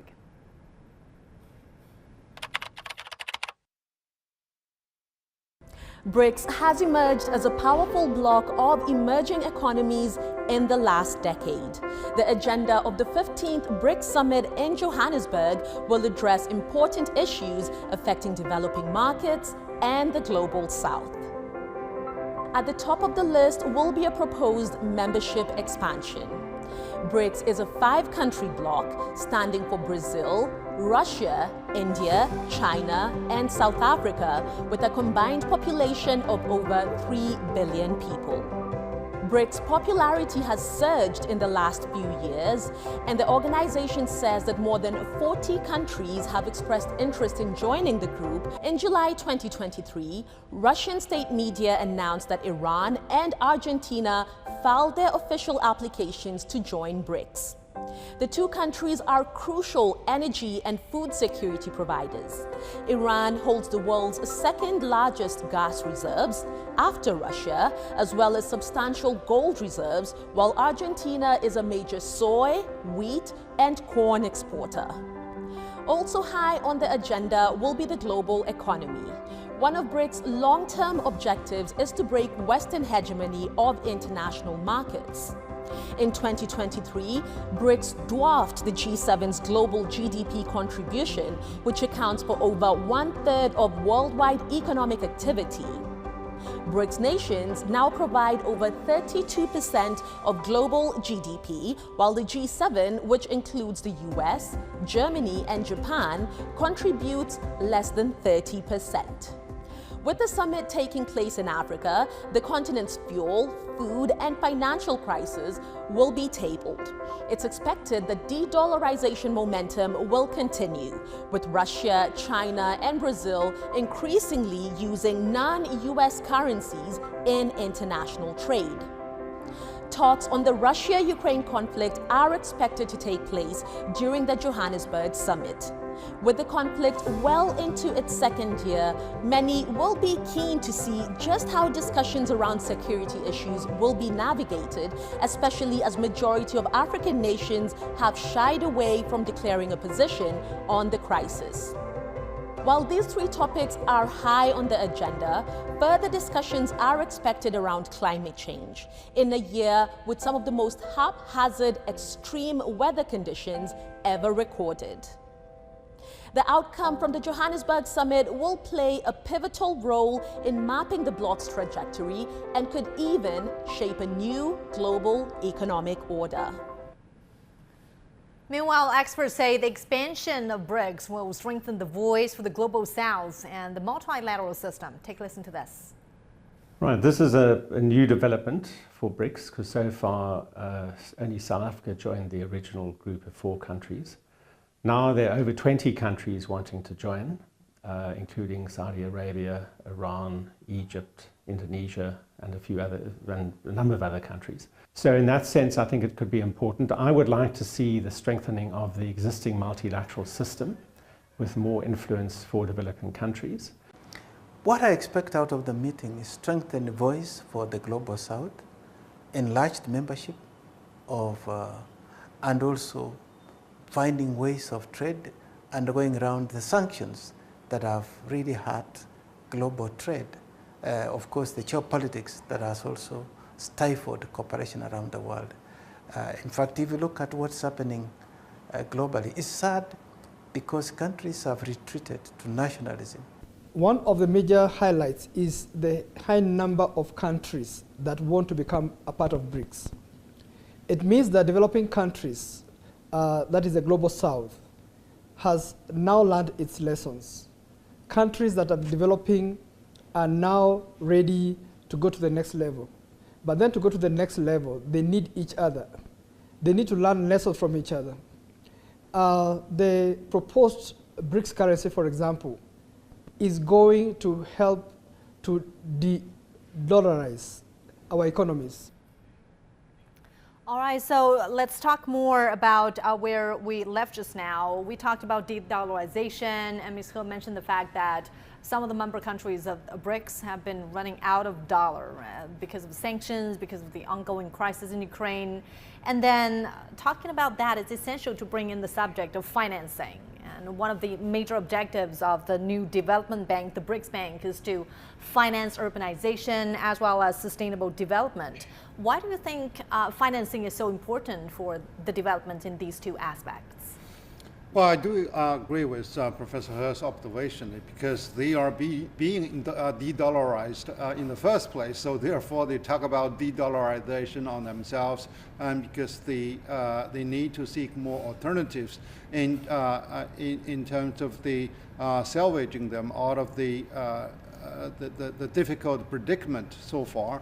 And right now, for a currency that can be really a choice for global economic interaction, you need basically three elements. One is the security, second is stability of its value, and third is liquidity. So right now, neither of these existing members, not to mention about the new coming members, are really there to enjoy the full dimensions on the three facets. So therefore, to have local currency as a settlement rather than reserve is really something of a rational choice, because right now the intertrade is there to provide the basis for them to have the settlement. It's more flexible than the barter type of or counter trade. So for example, when we build infrastructure in some of the BRICS countries, and they can really pay us in RMB, because when we import their stuff, we use RMB. And more importantly is that China is also spreading out more of the banks globally. For example, in Brazil, the Construction Bank, the Bank of China, not to mention. So they are also spreading the settlement channels. That is also very important. And the next, I could see that those BRIC countries can team up more in the financial sector, as you know, to have more of the interbank collaboration. And secondly, they can really go for the more of collaborative fund management, where they can really target, for example, to some of the new energy projects or to some of the infrastructure development that can be connected with more of the digital transformation. So what is really needed is really the money that is there to support the big gap that is there to go for urbanization and industrialization within these countries, and also industrial upgrading, right. And also trying to, in a way, to avoid the dominance of the US dollar. So this is really a sort of a precondition for them to move forward. Thank you so much for your analysis. And right now, let's get some African perspective. And I want to hand things over now to my colleague, Uche Okorinkwo, from the Nairobi studio for some more discussion and analysis. Over to you, Uche. Thank you so much, Wang Mangmang. Of course, the BRICS summit kicks off in Johannesburg today, and we'll certainly be bringing you more on the summit, as well as President Xi's visit to South Africa.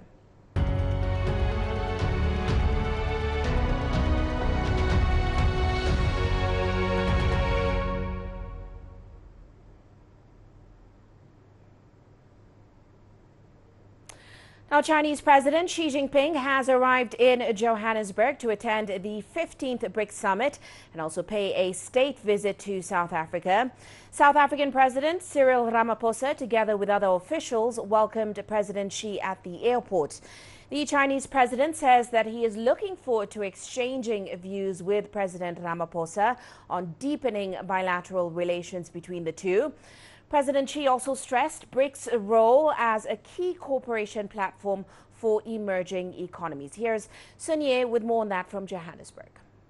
Chinese President Xi Jinping has arrived in South Africa for the BRICS summit and a state visit at the invitation of South Africa's president until Thursday. Now, South Africa is not new to President Xi. This is his sixth visit, and in a signed article published this Monday on local media, Chinese President Xi Jinping has said that every time he comes to South Africa, he has found new impressions from this place of charm. But he also said every time he comes here, there is this brotherly sentiments always. Now, the visit has come at a very special time. This year is the 25th year for China-South Africa's diplomatic ties. And Chinese President Xi Jinping said the bilateral relations is now in a golden era. Now, South Africa is China's biggest trading partner in Africa, and China is South Africa's biggest trading partner. And South Africa is also the first country in Africa to sign the Belt and Road Initiative cooperative document. While Chinese President Xi Jinping is here, he's going to be at the BRICS Summit, and this year the BRICS Summit is going under the theme of BRICS in Africa, mutually accelerated growth, sustainable development, and multilateralism, or inclusive multilateralism. And over this day, Chinese President Xi Jinping will be co-chairing with the South African President the China-Africa Leaders Dialogue. So there will be a lot to expect in the coming days. Sun Ye, CGTN, Johannesburg. Now, of course, China and South Africa share a deep-rooted friendship since diplomatic relations were established 25 years ago. Cooperation between the two nations has continued to expand across various sectors. That expansion has been accelerated under China's Belt and Road Initiative. Take a look. A golden age of bilateral ties. That's how experts are describing relations between China and South Africa today. This year marks the 25th anniversary since diplomatic relations between the two countries were established. In that period of time, South Africa has become a comprehensive strategic partner of China and the first African country to join China's Belt and Road Initiative. Cooperation has expanded in various fields such as energy, infrastructure, and education. This is a Duar wind farm in South Africa. Its first wind power project in Africa, built by China's Longyuan Power under the Belt and Road Initiative. Officially put into operation in 2017, the project can generate 760 million kilowatt-hours of power per year, supplying power to around 300,000 households in South Africa. The Yebe-Kloot interchange, currently still under construction, is another important Belt and Road project. When completed, the major north-south transport route through South Africa would also be the largest one-time investment in an infrastructure project by the country's government in the past decade. There'll probably be about 100 supervision, management and supervision people on site. There'll probably be a workforce of around about between 400 and 500 workers, skilled workers, drivers, carpenters, shutter hands, labor as well. So it will add significantly to the employment in the area. And China's investment into education and job creation in South Africa has unlocked new opportunities for students across the country. And we do have almost 200 students already visit China or study in China, in some university, or got an internship opportunity in Chinese enterprise. Economic cooperation has also yielded fruit. China has been South Africa's largest trading partner for 14 consecutive years, and South Africa has been China's top trading partner in Africa for 13 consecutive years. In 2022, bilateral trade between China and South Africa reached $56 billion, a 5% year-on-year increase. It further accelerated in the first half of 2023, shooting up 11.7%. China has also provided a huge market for South African exports. In the first half of this year, China imported $350 million worth of South African agricultural products, including citrus fruit, pear, and soy. That amounted to a 15.7% year-on-year increase. Both sides are also active advocates for multilateralism, win-win cooperation, and common development. China says it's expecting even greater fruit in the coming future for both nations as the two sides explore more ways to maximize their comprehensive strategic partnership. Well, let's now delve further into that visit. We're now joined by Ambassador Boaz Mbaya, an international relations expert and also a former Kenyan ambassador to the African Union. He's an executive director at the Center for Policy Analysis here in Kenya. He joins us now live in the studio. Ambassador, great to have you with us in the studio today. Thank you, Tovia. And I just want to start off with the relationship between the two nations, because we know President Xi arrived in South Africa yesterday, but he first headed for those talks with President Ramaphosa. So given that we know China is South Africa's biggest trading partner, what's your take on the expectations or what President Xi's visit means for the country? Thank you very much. I think it's a very important question. One, the South Africa and China enjoy very cordial relations. And it is in that context that the two heads of state are meeting and furthering those relations through exchange of agreements on various issues. I think it is important that China is close to Africa and Africa is close to China, because I think they have done a lot of things in Africa that are very critical, not just for South Africa, but for the rest of the continent. The Road and the Belt Initiative is quite very exciting. It is opening up the continent quite a lot, and it has increased the capacity of many African countries to be able to deal with the intra-African trade. So China's involvement in Africa is critical. China's involvement in South Africa is even more critical because of the higher level of development that South Africa already enjoys. Right. Yes. Now, of course, during this visit, all eyes have been on the BRICS summit. We're all waiting to hear what comes out of that meeting. But two presidents are also meeting about their personal relationship. And looking at the data, it shows that in the first half alone of this year, bilateral trade between China and South Africa was up about 11.7%, and that's year on year. So aside from this BRICS summit, how will we see South Africa benefiting, or how do you expect to see South Africa benefiting from this President Xi's visit? Well, not just South Africa. I think it's a gateway to Africa. So I look at it in a more holistic aspect in terms of continental aspirations. But significantly, it will enhance relations, it will enhance trade, it will enhance understanding between South Africa and China. That's good for Africa, that's good for China. I also believe, and firmly believe so, that South Africa has taken the correct position, because Ramaphosa, President Ramaphosa indicated, I think 2 days ago, he doesn't want to be caught up in the geopolitical situation between the West and the East. But we want to be seen, and I think South Africa is trying to advance that position. We want to be seen as Africa, as a continent that can play a role and therefore have a place on the international stage and try and influence events to its own advantage. Yes. Of course, we'll delve further into that role later on in the show. But in the meantime, let's take another story. Of course, Chinese President Xi Jinping is in Johannesburg. He's attending the 2023 BRICS Summit. He's also, of course, paying that state visit to South Africa. Now, his signed article was published by South African media outlets ahead of his visit. And in that article, President Xi vowed to achieve further advancements in building a China-Africa community, and he also extended his greetings to South Africa. Well, CGTN's Zhao Yunfei reports on how the African press is covering the upcoming BRICS Summit. The top news of the day: Chinese President Xi Jinping's signed article is printed on the front page of a newspaper in Johannesburg. The title: Sailing the Giant Ship of China-South Africa Friendship. This is a well-recognized newspaper in South Africa, The Star. Its parent company is publishing President Xi's article on multiple platforms, print and digital, reaching millions of readers.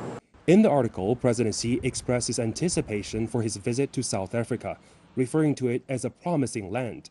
He celebrated the brotherly sentiments between China and South Africa, saying the two countries have provided each other with strong support on matters of core interest and major concerns. The Star editor, Sifiso Mashlangu, says this message from the Chinese president extends friendship.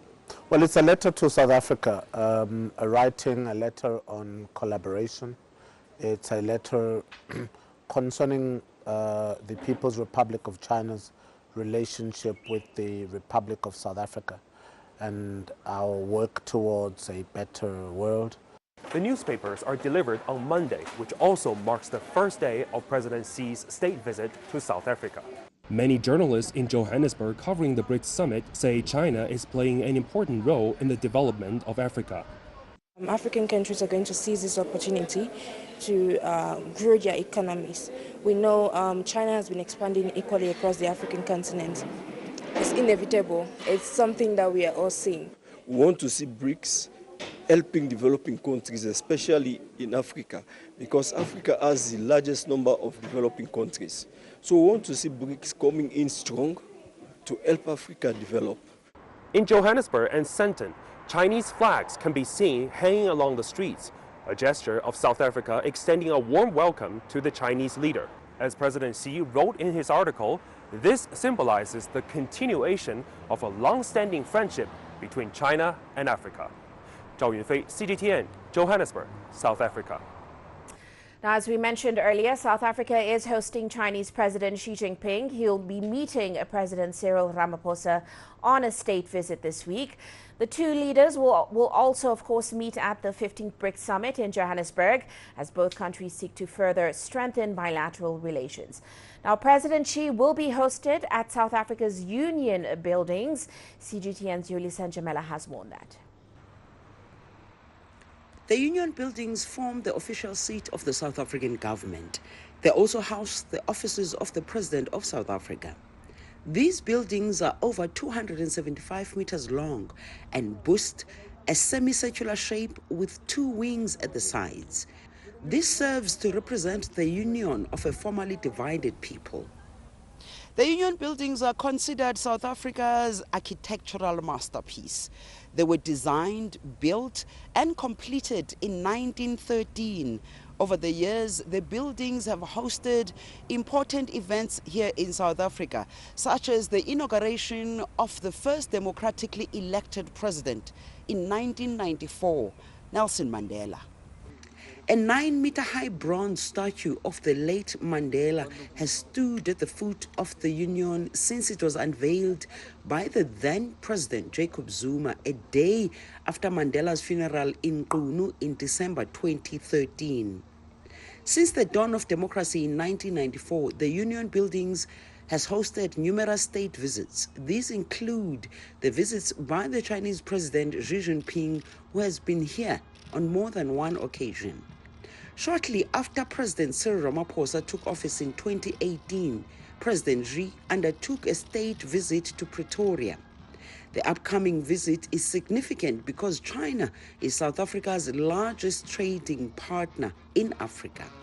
After South Africa defeated apartheid in 1994 and then South Africa established a relationship with China in 1998, we have seen that relationship to be more pragmatic, but obviously under the context of that particular history. That is why, even though the economy has taken a more prominent role, the two countries still refer to themselves as countries of the developing world, and they are also united in the BRICS, the group that embodies emerging economies. According to South Africa's presidency, over and above the official talks that are aimed at strengthening bilateral relations with China, there will be a number of memoranda of agreements that will be signed during the state visit. So China and South Africa will try to make use of configurations such as the BRICS to try and make sure that they disentangle themselves from the domineering effect of the United States and Western Europe. President Xi is expected to make a state visit at the Union buildings in Pretoria during the BRICS summit from August 21st to the 24th. Yulisa Jamela for CGTN in Pretoria, South Africa. Leaders of 5 major developing economies gathered for a meeting that could change the course of BRICS history. More countries are lining up to join the bloc as it shares its benefits with the African continent and the global south. Will this be a game changer for global governance or a benchmark for building a community with a shared future? Join CGTN in Johannesburg for special coverage, Building on BRICS. Now, of course, at this year's BRICS summit, there are several issues that are expected to dominate the agenda, and they include the bloc's expansion, de-dollarization of trade, and a move towards a multipolar world. Well, CGTN's Julie Shire takes a closer look. It's been months of preparations, engagements and talks. Now the summit is finally here. South African President Cyril Ramaphosa will be hosting around 30 world leaders at the 15th gathering of BRICS heads of state in Johannesburg. We've invited quite a number of countries, quite a number of African countries will be represented at the highest levels. Also from, the rest of the world. There are some guests that are coming from Asia, Southeast Asia, and a few other regions. The world will be watching closely as leaders of the emerging market group debate issues of global security, trade and international cooperation. Decisions are expected to be taken on decoupling global trade from the dollar and expansion as countries queue to join the bloc. BRICS has made possible a dynamic for the collective rise of new major countries, which has received high recognition and trust from among the developing countries. China has been actively promoting BRICS expansion and strengthening BRICS partnership with other countries. Ramaphosa will also welcome his Chinese counterpart Xi Jinping on an official state visit ahead of the summit. President Xi Jinping and President Ramaphosa will have wide-ranging and in-depth exchanges of view on China-South Africa relations, China-Africa relations, BRICS cooperation, and the international and the regional issues of common concern. We have to make sure that we all speak decisively around how we grow the global economy, that we all speak decisively around how that growth is inclusive of all the marginalized people and the poorest of the poor that are always left behind in these sorts of conversations and in the processes that we put in place. This year's gathering is being billed as the most significant BRICS summit since the inclusion of South Africa 13 years ago. It could reshape the BRICS grouping and change the course of history as countries seek an alternative to the global north. Julie Shara, CGTN, Johannesburg, South Africa. Well, let's now head to the ground to find out what is happening in Johannesburg. We are joined by Robert Nagila. Great to have you with us, Robert. Now, of course, today was the official opening of the BRICS summit. What is on the agenda today, and what are you expecting at the end of the day? Well, there's already been a couple of meetings by business leaders and delegates taking place this morning. However, things are going to move a notch higher. The tempo will move a notch higher this afternoon when President Xi Jinping, President Cyril Ramaphosa of South Africa and his counterparts from Brazil and the Indian Prime Minister arrive here at the convention center for a Business Leaders Dialogue Forum that will be co-hosted by President Cyril Ramaphosa of South Africa and President Xi Jinping of China. Now, that meeting slated to begin at 4 p.m. and run all the way until 5 p.m. And then later this evening, President Cyril Ramaphosa of South Africa will host the leaders at a dinner, at a formal reception this evening. And that will basically conclude the events of the day. Now, tomorrow is when things begin to take a more serious angle. That's when we begin to see these meetings that are going to begin to deal with the decoupling of global trade, for example, from the dollar, where decisions like increasing the membership of the BRICS bloc will begin to be considered by the current membership. So that's when things begin to actually move, and that will be the focal point where the entire world really will be watching to see what happens next. Well, Robert, we're certainly watching closely from this end. Many thanks for that update. Of course, that's Robert Nagila joining us there in Johannesburg. Now, earlier on, CGTN's Penina Karibe spoke to Busiswe Mabuza, who is the chair of the South Africa BRICS Business Council, on trade amongst BRICS members. Let's listen in. So what we've seen is that the trade amongst the BRICS nations has increased over the past 10 years at a compound growth rate of 7% per annum. South Africa would, of course, like to see the composition of the trade basket change, because at the moment For us, it's commodity heavy, and therefore it shows up in the trade balances against us.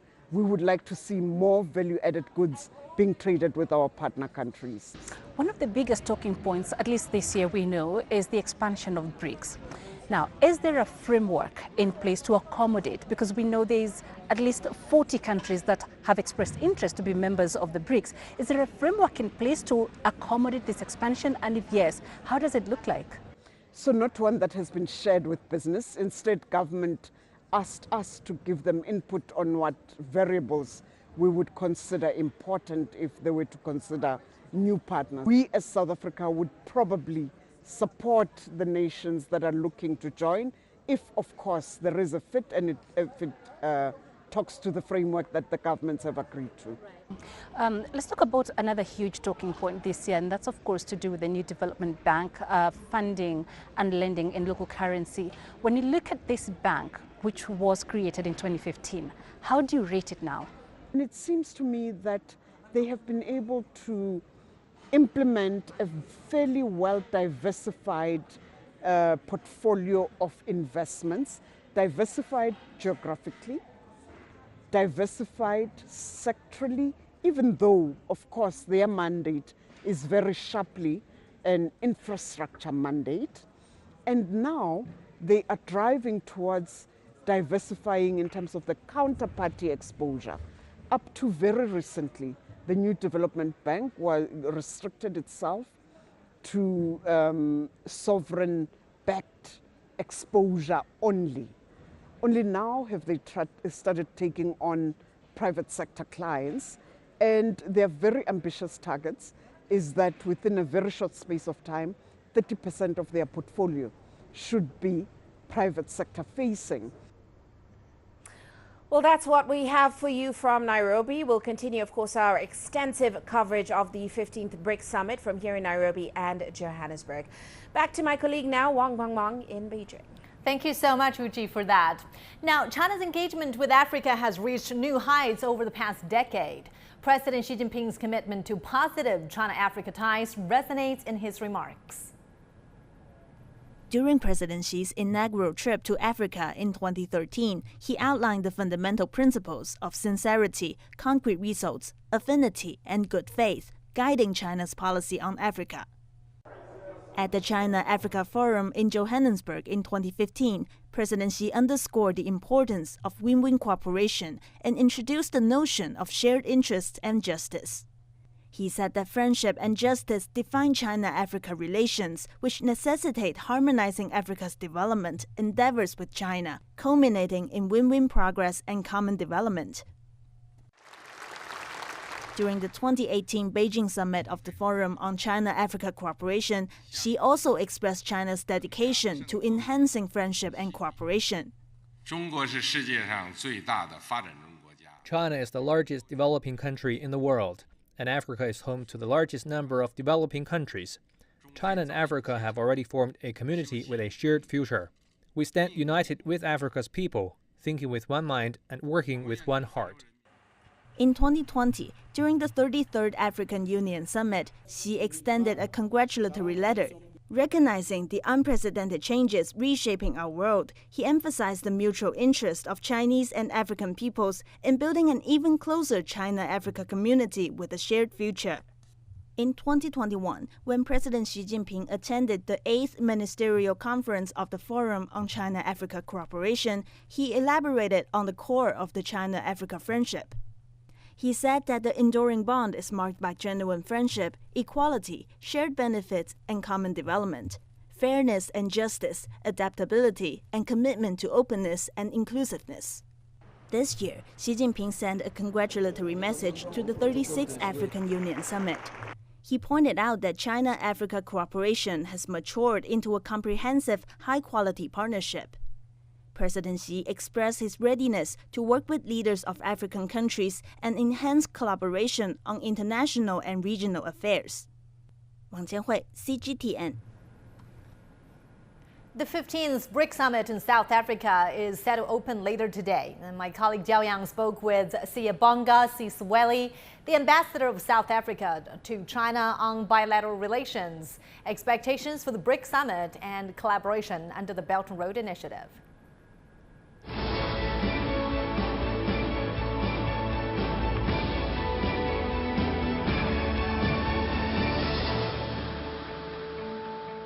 Mr. Ambassador, China and South Africa are marking 25 years of their diplomatic relations this year. What do you think of the progress that's been made? And then also looking forward, what do you expect for ties?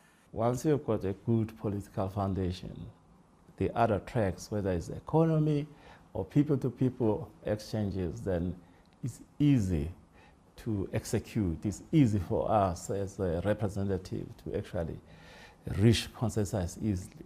25 years ago, the trade between our two nations was $1.4 billion. 25 years later, is $56.7 billion. That's a massive increase in terms of bilateral trade between the two countries. We've got a large number of big South African corporations who are investing in this economy in China. They range from petrochemicals, from banking system and the financial. So now we're seeing even more cooperation on the health sector. The private companies who are dealing with the health sector, they are cooperating with Chinese. More than 180 big Chinese companies who are investing in South Africa heavily from different sectors, like I said, from banks, from manufacturing, from mining, and technology, and so on. The relationship has been beneficial because when the economy grows, it means there's direct benefits to our people, get employed, get incomes, and so on. We can foresee that this relationship is going to go from strength to strength. President Ramaphosa said he'll encourage South African companies to continue to invest in China, but to also welcome Chinese companies. Well, South Africa has a very important role ahead, and that is to host the BRICS Summit. The theme that's been chosen is BRICS and Africa, Partnership for Mutually Accelerated Growth, Sustainable Development, and Inclusive Multilateralism. Mr. Ambassador, what is South Africa's vision for BRICS and also for its role in the organization? As you see, the theme we've chosen is an appealing theme.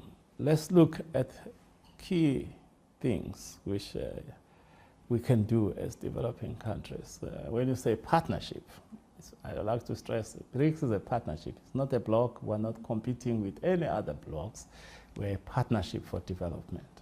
We're a partnership for inclusive multilateralism. The first thing that we agreed with our BRICS partners for this year's theme, that let's prioritize what we call just energy transition.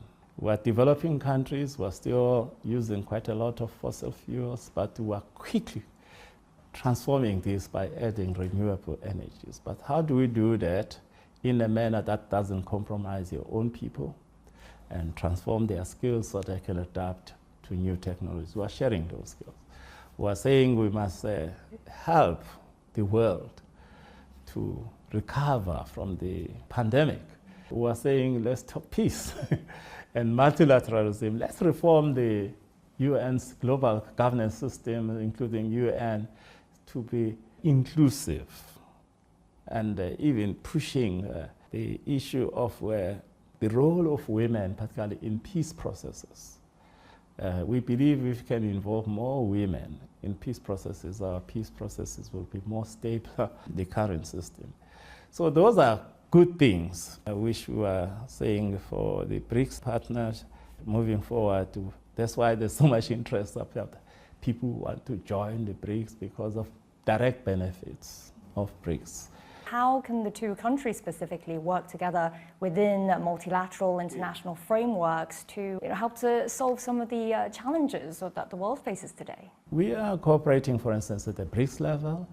We are cooperating and sharing similar views at the G20 level, at the United Nations level. We support each other on most of the crucial decisions which need to be taken in this platform. We share the same concerns whether you're talking about climate change. As developing countries, we're expecting help, which was promised by some of the industrialized countries. It's not coming so easy, but we're busy talking to them because we realize climate change is important for everyone. And that's why, for instance, people were criticizing, why are you forming the BRICS Bank or New Development Bank? It's helped us because there were things we couldn't get easily in terms of our own developmental aspiration. We've agreed that we will meet also another meeting with the African leaders, looking at what can we do jointly, South Africa and China, to deal with some of the critical challenges besides the FOCAC mechanism, which we cooperate very well.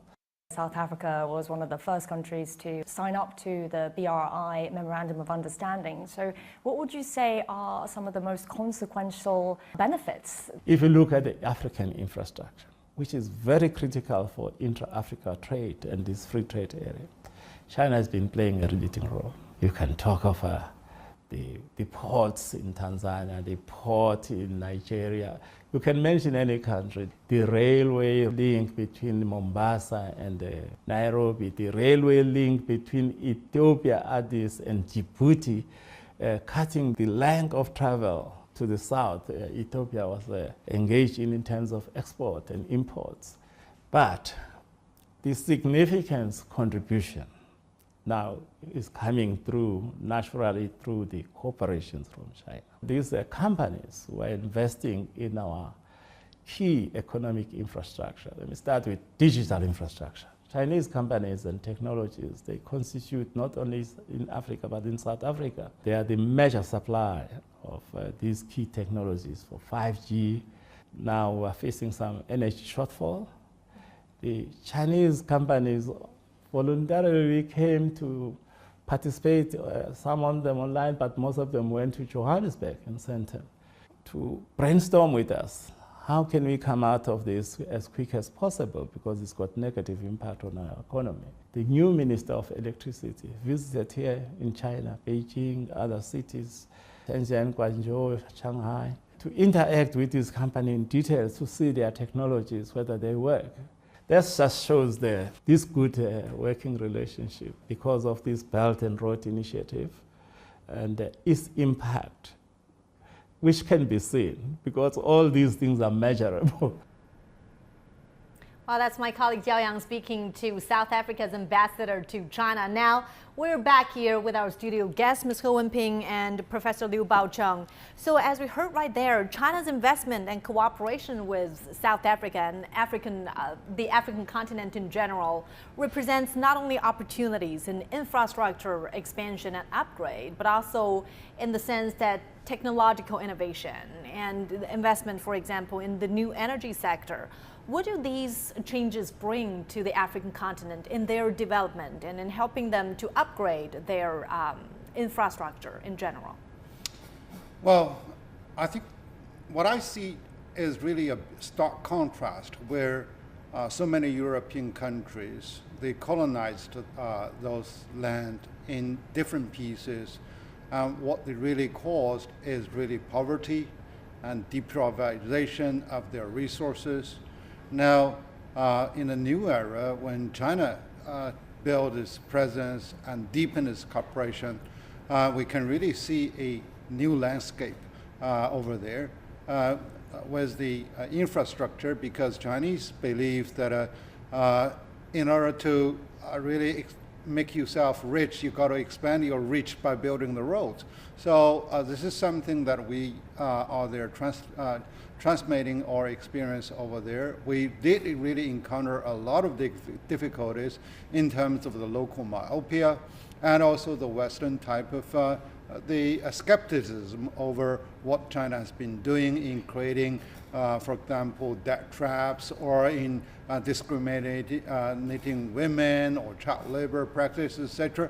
But time has been telling us that all of these are really so far-fetched from the facts that we are really doing something to change the landscape and also change the people's vision. And the other is that we believe that only by seeing it you can really do it.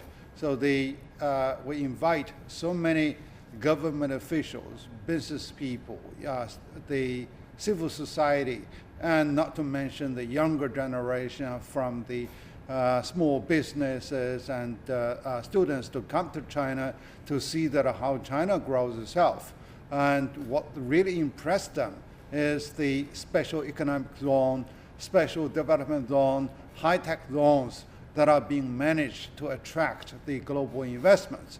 And so what really inspired them is that they do have some of the industrial zones over there, but they most of them really cluster in a cocoon instead of making it more inclusive of global investment and make them integrated in the supply chain, etc. So this is something that is very important to them as a sort of experience. And the other is that how China is really mobilizing the social resources to address the polarization of wealth. And this is really something that's inspiring, because normally when you grow the pie and there are hungry people that are having less pie and less of the pieces. So China's the resolve and success in dealing with eradication of poverty really inspired these people. So we can see that there are a lot of changes going on. And in addition, we support 3 types of specific programs in Africa. One is the Cultural Center, the other is the Confucius Center, and third one is more welcome, is the Rubin Workshop, where we do teach people the operational skills and also the Polytech, the management in the manufacturing industry, and also how we can really combine the new skills with the local resources, like producing like pottery, things like or making furniture. So this is something that really gave people hands-on experience, practical advice, and immediate profitability, both for their business and for their household. So facts speaks far louder than words. Now. Yeah, I want to pursue a point you mentioned, Professor Liu, the creation of a bigger pie and having a bigger share of that pie. China and South Africa cooperation and China and Africa cooperation in general can be seen as a prime example of the global South, how they could work together to synergize their development goals and align their strategies. And China says the global South should place development at the center of its international agenda. So, Ms. He, why do you think cooperation with the global South is so important for worldwide growth? We have an old saying, only one flower, blossom is not a spring coming. So we should have more flowers, that means the spring is coming. For example, like China, India has been widely regarded as the leading this engine among all the South countries, even though they are most populous country. But compared with a lot of developing countries in the world, so only those 2 leading, this engine is not enough at all. Especially now we talk about Africa. Africa has 54 countries, but majority of them, including South Africa, the leading one in the continent, also suffers as very low GDP growth rate and very high unemployment rate, even 50% more high. So that's why even the criminal rate also getting higher. So they badly need like a new this engine for driving forward the economic growth and also offer the job, this job opportunity. So that is why now we offer this importance to them. So I think China has been doing a lot in the past, ever since like 2000. The year 2000, we established the China-Africa Cooperation Forum called the FOCAC. So ever since that, this FOCAC has proved itself is not empty talking club, because every time coming out with action plan. So in what way? Like all those Luban, this workshop, also in the recent this FOCAC meeting, because we noticed in Africa, even though we're talking about this is a young continent, youth generation, lots of people, the age is under like 35, so it's a potential. But if they are not skillful, those young people, and then ends up with nothing, not contribution for GDP growth. And also teaching them to get PhD also is not that enough. You got a PhD, but we need a lot of technician. How to, driving the car, how to repair those like a wall, and then how to pave the railway track. Those are actor. So that needs this like not only give a fish, now we are saying teach how to fishing. So that's why the Luban, this workshop coming out to train them a basic skill, how to do things, like our Nanxiang, this vocational school. Vocational school Nanxiang, I heard is very easy to find a job. Yeah, not like some PhD, maybe not that easy to find a job. A variety of talent. Yes. Ms. He, let me just cross over now to our reporter Zhao Yunfei. He's been following the latest from Pretoria, and he now brings us a preview of what's expected to happen next in today's agenda. Yunfei? Well, Mangmang, at this moment, the meeting between the two presidents is still going on, and there are many things going on this morning in the union buildings right behind me. And hopefully they will soon get together to get lunch by noon. And then as the meeting going on, there are several things the two leaders could possibly talk about. We still don't have the details, what specifically they say. But according to a signed signal President Xi published on Johannesburg local media outlets, there are so many things that could potentially cover. For example, how the two countries could further push forward the relationship amid a changing global landscape, how the two countries could further form a environment against hegemony. And also, there are so many perspectives of cooperation they can carry on, for example, infrastructure, digital economy, scientific innovation, as well as energy. Now, you talk about the Global South just now, and China and South Africa are both natural members of the Global South. So it also could be part of the major topics on agenda of this year's Johannesburg BRICS Summit. Now, also this year, President Ramaphosa extending invitation to leaders from all African countries and many countries from the Global South. So basically, this is also an opportunity for China to build relationship with African countries. This year marks the 10 years of President Xi put forward sincerity, real results, amity, and good faith as principle for China to build relationship with Africa. So basically, the relationship between China and South Africa could serve as a role model of how China built relationship with the rest of the African countries. Back to you. Thank you so much, Yunfei, for that update.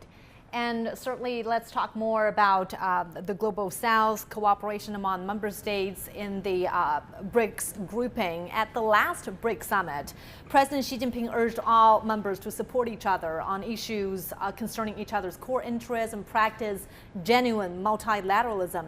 Professor Liu, what shared interests do they have, and why is solidarity needed in this grouping? One is solid economic growth. So because all of them have the larger population as compared with the neighbors, and to feed these people with the right type of nourishment is already a daunting task for all the political leaders. And second is to identify the complementarities in order to synergize the resources. Actually, we do notice there are really competing ground among these countries. They compete on the high end of the market, for example, the North American market and European market. And then can there be sort of a coordination in terms of industrial structure to lessen the direct competition and to synergize and streamline and defend the resilience of supply chain among these countries. So ministers can really put this on the agenda. And third is really the financial cooperation, because right now what they need to do is really to keep relatively stable of their own currency in order to really to work together more closely, to have more of the denomination and of the settlement in local currency, if not really to have a unified template. So, and then how these countries can really devise a sort of mechanism to really embrace the pioneer technologies, particularly in terms of the quantum computing, in terms of the cloud computing, artificial intelligence, to really to have the digital transformation and to translate all the applications into the real industrial and the agricultural organizations. So these are really some of the issues. I think more practically, they can really sit together to talk about, even to make one step forward to move towards a free trade agreement by benchmarking the low-hanging fruits like the RCEP, the Regional Economic Comprehensive Partnership, which has been very successful, so that they really are there going for integration. Only by integration, they have a better unity, they can really defend their own core interest, and then they can defend themselves against the hegemony of some other countries they always complain about. Certainly countries are not necessarily on the same page when it comes to their development goals.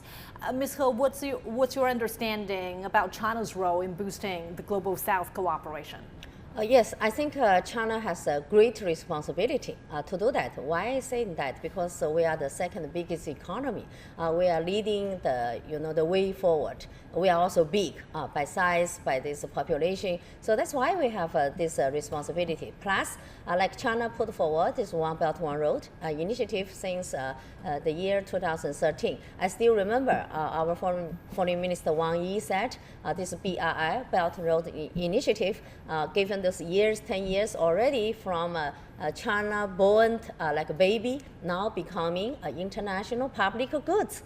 Now because it has been widely welcomed by a lot of countries, majority of Africa, almost cover all the African countries except one still have so-called diplomatic ties with Taiwan. So anyway, Foreign Minister Wang Yi said, even though the BRI now becoming international public goods, since it was born in China, and China has the greatest responsibility to continue make greatest contribution for this BRI construction. So I think the same meaning for China's role in this global south, because comparing with other countries, China, many the African friends I know, they are saying, wow, China is a developed economy. Yeah, it's far ahead of us. We are call ourselves as developing country, but how about China? China, because you are more advanced than us. In their eyes and in their understanding, like a developing country only refers to their development status. So they even cannot believe China is same status with them. But I keep telling them, by per capita GDP, China remain developing country. But in their eyes, they think, wow, China, you send men to the space, you can do a lot of things. So which means now China have to, and this is our responsibility, to make more contribution to this global South development. Actually, we have been doing that for the past even 20 years, even 30 years. You can see our engagement with Africa and with Asian countries, even as further goes to South American countries. So many things has been done. But not only that, now we have been doing from economic area, now goes to political, like China model, experience sharing, how China do the governance, this governance idea, because everything you cannot be separate them.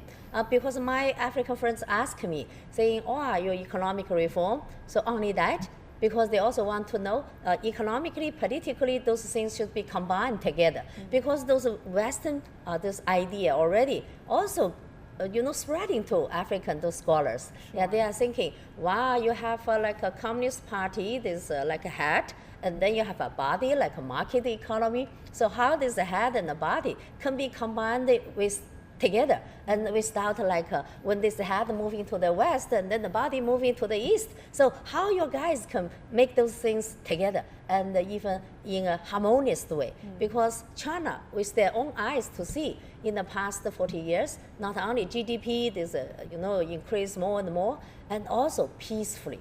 No conflict has been taken place in China, and no even those mass demonstration, right? But like in some countries, like in Africa, Asia, and then combined with those social unrest, even civil war happening.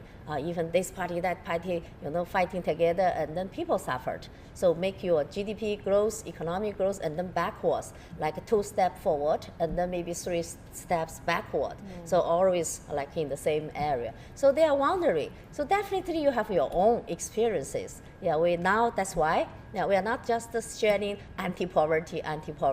We're also sharing how we can maintain this like a balanced development, reform, development, and stability. So stability, that definitely goes to a political issue, your governing idea. It's talking about responsibility. There is a delicate issue here after years of experiences.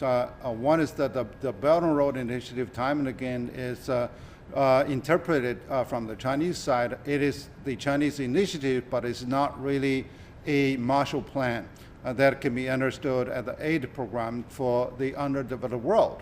And secondly, the responsibility is also there to manage the expectations of other participating members. So a responsibility should be reciprocal instead of unilateral. And I do see even among some of my African students, they have unfair expectations of China and say, oh, you are rich and therefore you should give us more. And so what I was saying that, how you can really put your resources on the table, put your efforts on the table, and this is something that's very important. And I give you one specific example is that one of my students said, when during the drought season, we would rather choose to hide under the cow to have a shade instead of building a sort of a pagoda like what China has been doing. And during the rainy season, we would climb to the top of the mountain instead of building a pond or reservoir to contain the water. So this, I was telling them that you can't expect China is there to give you all the money or the labor force to do it for free. So. You have to stand on your own feet and get rid of the victim mentality so that only when you really are making efforts, we believe that God helps those who help themselves. Sure. And then we can really synergize our resources. Yeah, it's certainly essential to establish a full picture of the combined vision, the combined philosophy and reasoning behind China's development goals. And now, as we continue our discussion here in our extensive coverage, Chinese President Xi Jinping has met with his South African counterpart, Cyril Ramaphosa. And President Xi said deepening and strengthening cooperation are the common aspirations of the two countries. He said he is ready to work with Ramaphosa to push China and South Africa's comprehensive strategic partnership to a new level. And President Xi Jinping is now on a state visit to South Africa, where he will attend the 15th BRICS Summit and co-chair the China-Africa Leaders Dialogue with President Ramaphosa. All right, now let's continue our discussion here. So as we are looking forward to the opening ceremony of the BRICS Summit in Johannesburg, what are some of the major expectations, Ms. He, to this major event of this grouping? I think, of course, we talk about the expansion of the membership of BRICS. This is one of the key focus, I think, from all the media in the world.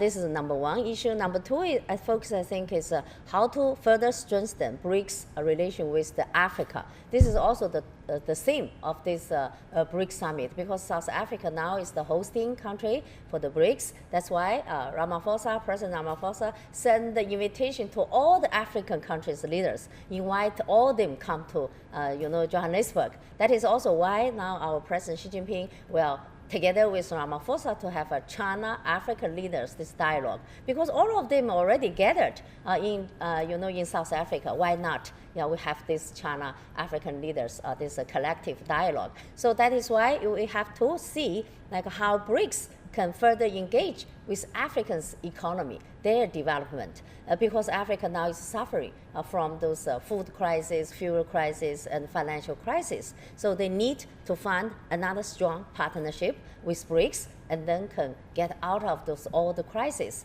Now seems only rely on the Western countries and cannot get a prescription for all those disease. So this is a second thing. That is why Business Council, you see those meeting going on, African, all those like even traditional industry, they also want to find a partner, like in China or in other BRICS members, how to empower with them with more those resources and technical know-how. And thirdly, I think is how to share this opinion and reach the consensus towards a lot of international those issues, Ukraine crisis, because how to find the synergy and even common those stance towards that. Actually, we have seen all those things happening already before. Like China already sent our special envoy, like to do the shuttle diplomacy to Ukraine, to Russia, and Africa, same thing they have been done. Like President Ramaphosa had led 7 African countries leaders travel to Ukraine and Russia,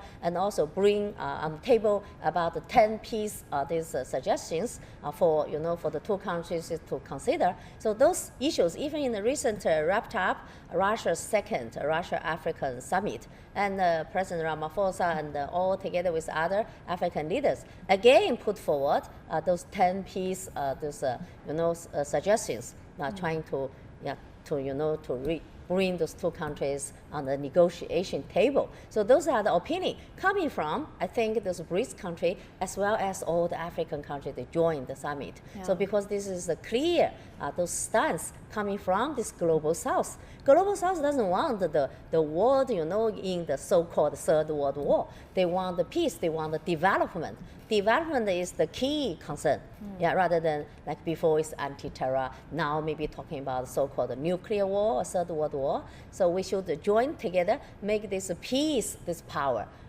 stronger. Yeah. And this war is also bigger. I think this is another, voice we are coming out from this BRICS summit. And certainly peace is a prerequisite for development and for stability, sustainability as well. Professor Liu, a lot has been discussed about BRICS expansion. There's also debate about the subject. In your view, what would make an expanded BRICS different from the G7, let's say, or the G20, dominated by the Western ideologies? Well, my personal idea is there's no rush to expand the BRICS, because you can really expand the BRICS Bank or the New Development Bank.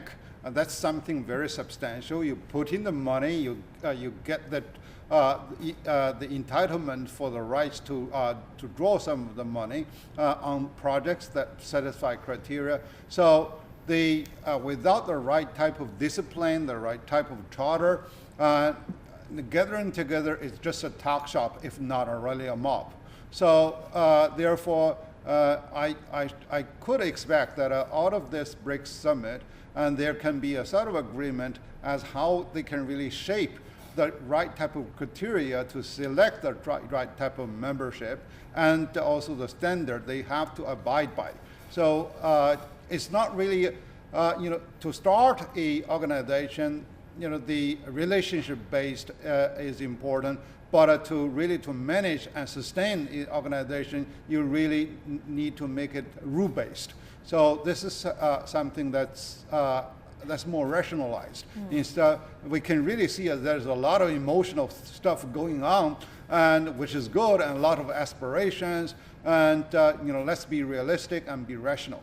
So the other is that by expanding it, and in which area they need to prioritize areas. People talk about every area that there is possibility to collaborate. So the priority is really how to stabilize their growth, and how they can really leverage on each other resources, and to address some of the hurdles that are there to block the intertrade among these members. Yeah. Because right now we do notice there are a lot of trade, the tariff and non-tariff barriers going on. Even in some of the BRIC countries, the existing BRIC countries, we encounter a number of problems. So in terms of investment, in terms of trade, and how we can really streamline this, and for example, to identify the local content, the product origin, the streamlining the phytosanitary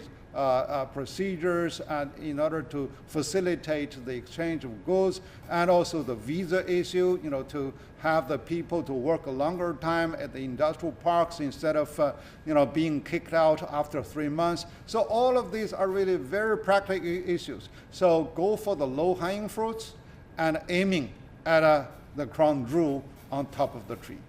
So there's a long list of items that need to be addressed in the preparatory stage before anything could happen in the expansion period. Now, Ms. He, another concern is that if BRICS expands, it wouldn't be BRICS anymore, wouldn't it? And why not just come up with another grouping? Yes, people are talking about, so which one will be the first one, getting the BRICS. So even like Argentina, because recently Argentina President Tebboune has visited China, and before he visited Russia, seems doing this, campaign, roadshow, whatever, to trying to get, because the BRICS has one rule. That is, anyone, if you want to join the BRICS, need to get all the, yes vote from all the members. If India say no, and then even though other four saying yes, but it's not possible. So that's why some people saying BRICS, if add another one, so maybe add another, Argentina is the A, so BRICS A, so BRICS this, BRICS that, add this another one. Like before, it's 4 BRICS countries, just the BRIC, and then add South Africa. It's so the relative becoming BRICS. So anyway, but you can't play the jigsaw game with acronyms like that. Exactly. Go for something substantial. Yeah, that's right. That's right. I fully agree with Professor Liu. So the naming is just very simple. You put another one or one another, but the key issue is those real things happening.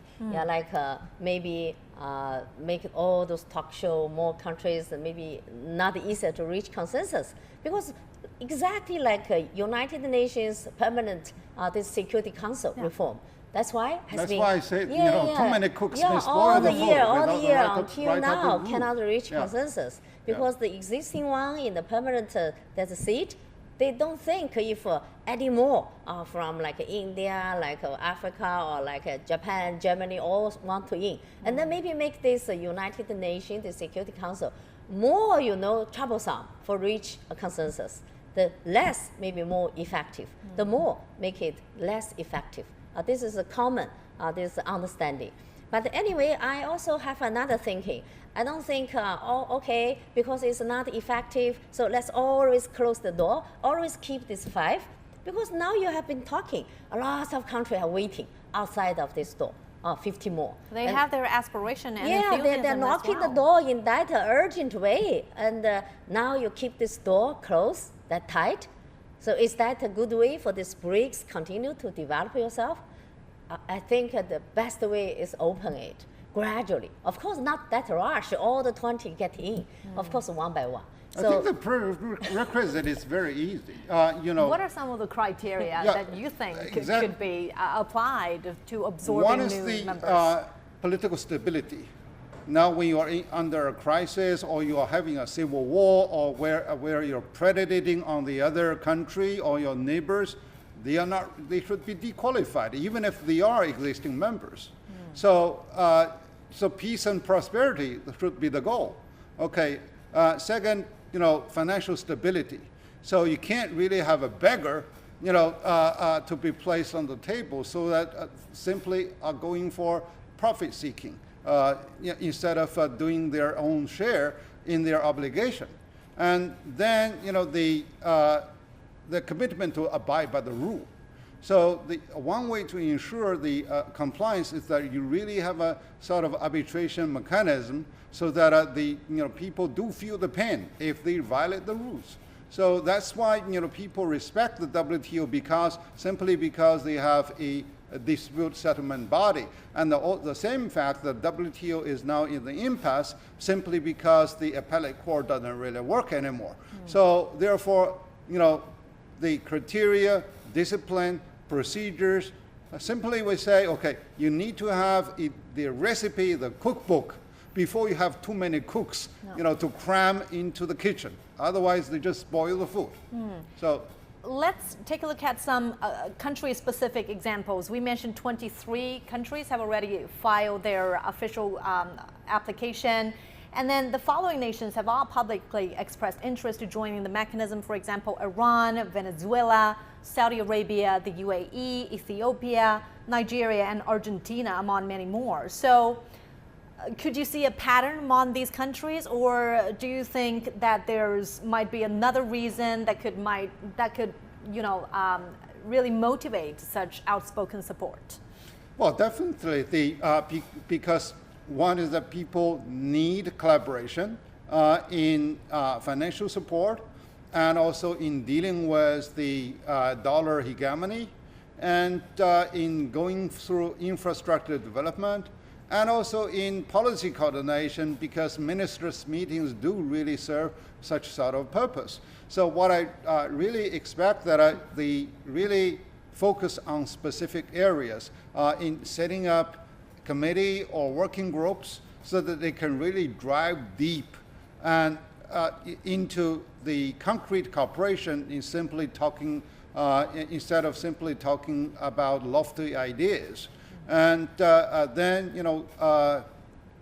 the businesses should be there to play a bigger role. Because right now we see more of the state leaders, ministers, they are really under the spotlight and on the headlight. So more of particularly the private sectors should be there to have a bigger voice and should have also a bigger role. So otherwise, we really take the risk of having this platform, if not an organization, too much politicized, so that in the end it is really not as sustainable as people have expected. And also, even for businesses to work together, they also need to really to have a sort of rule book to play. For example, President Xi proposed in the FOCAC 2019 the CSR or corporate social responsibility program for all Chinese investors in Africa. Professor Liu, let me just leave you there for now, because we're going to be witnessing some live feed from Pretoria, where the two heads of state, after their meeting, they're going to attend a signing ceremony. And that certainly is a very important part of the state visit by Chinese President Xi Jinping. So again, as you mentioned, there should be strict criteria for countries to join the bloc. And then, as Ms. He rightly pointed out, that there should be no rush. And we could not at the same time keep the door too tight, because really the benefits are there, tangible benefits, and these are what these countries, the long list of countries, as we mentioned, aspire to. They would also like to share the benefits of growth. Yes, I do think so, because you cannot say after all those criteria, rules, those things are ready, exactly ready, and then we open the door. Even by that time, the longer time, maybe 10 years later.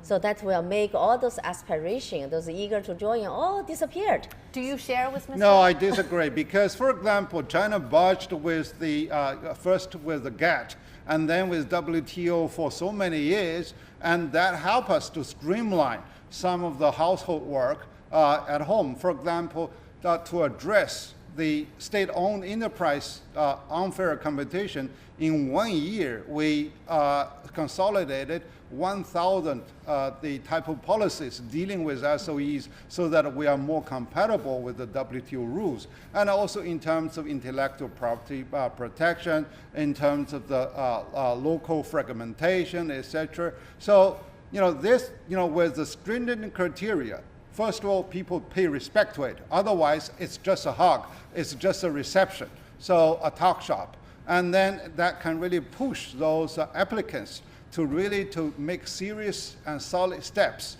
as to improve towards the very clear, transparent the requirement that is there to set forth. You can't say, because it is already in existence, when you really start with, you can have a big reception, okay, let's have some ideas. Now it's already been there for so many years, and there should be more of the disciplines and rule books and charters for us to work together. Right. All right, now let's go live to Pretoria for some live feed on Chinese President Xi Jinping's visit to South Africa.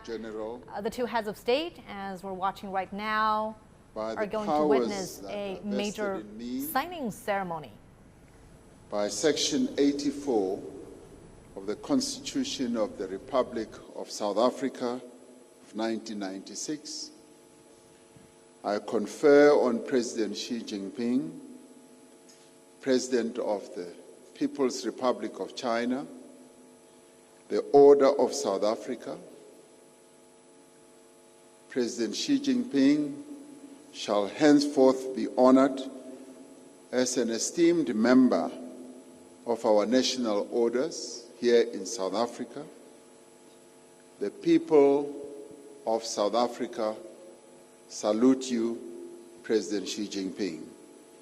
And I say congratulations to you for being bestowed this highest honor that South Africa gives to people who have done a great service to South Africa. Let's give a round of applause to President Xi Jinping.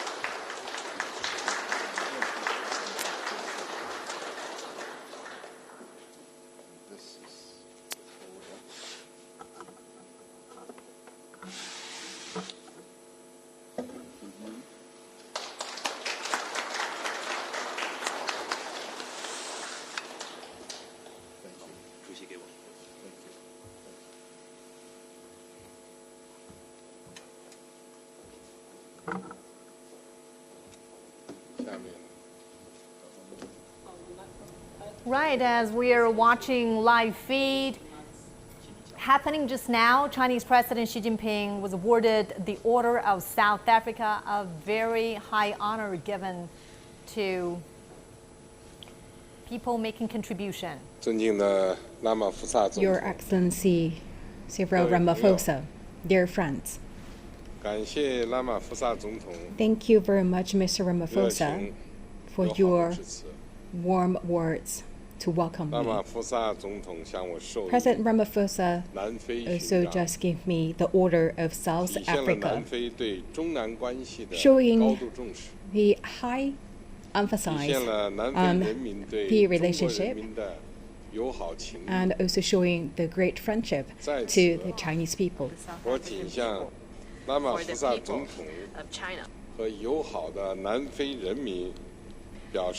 I'd like to express warmest thanks for President Ramaphosa and the friendly people of South Africa.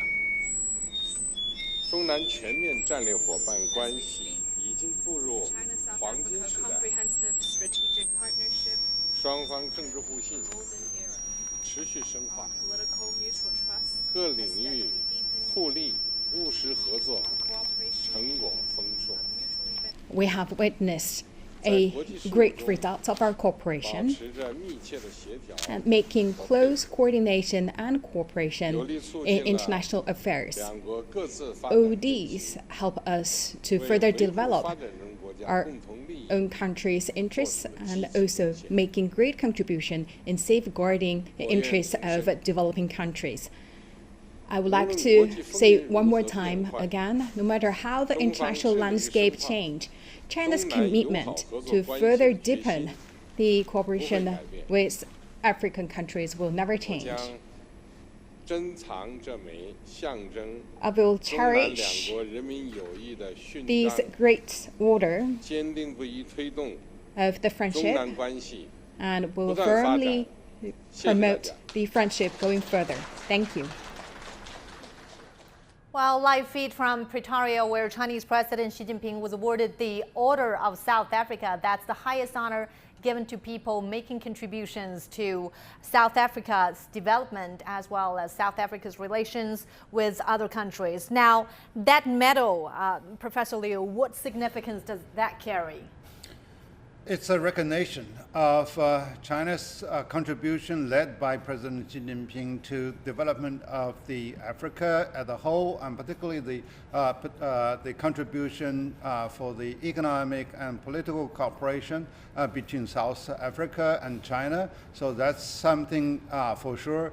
And the other implication I read is that China is really engaged in a revolutionary on top of innovation. So the approach in dealing with Africa, because Africa has really been scarred by so many countries and so many times, and also they have their own internal problem. But China came over there with a fresh air, with a fresh way of dealing with differences and addressing some of the core concerns with the sincerity and also with empathy. So we're not there to know the wrong or pointing fingers to other people's nose, etc. And the right type of respect does really inspire people's confidence and trust into Chinese operation. So from my trips, I think Professor He would agree with me, you do really feel the warmth that these people gave to you, that was a warm expectation, and also with the enthusiasm that they are ready to work with China. And so President Xi now reassured South Africa that he will go all out to commit himself and commit the Chinese people to further go for equal, equitable, and also the efficient contribution to the growth of bilateral relationship and develop their economy. So this is something that is also inspiring to all Chinese people, and particularly our business community, because they see more of the business opportunities with the enhanced commitment on the political level. And China's diplomatic approach to South Africa and its engagement with Africa in general has been very different from that of the West. Now, Ms. He, you've been traveling to South Africa, you mentioned 15 times in the past decades. What have been some of the notable changes taking place in that country and in the African continent as a whole through its cooperation with China? Yes, I think a very tangible thing is you see many Chinese projects are there.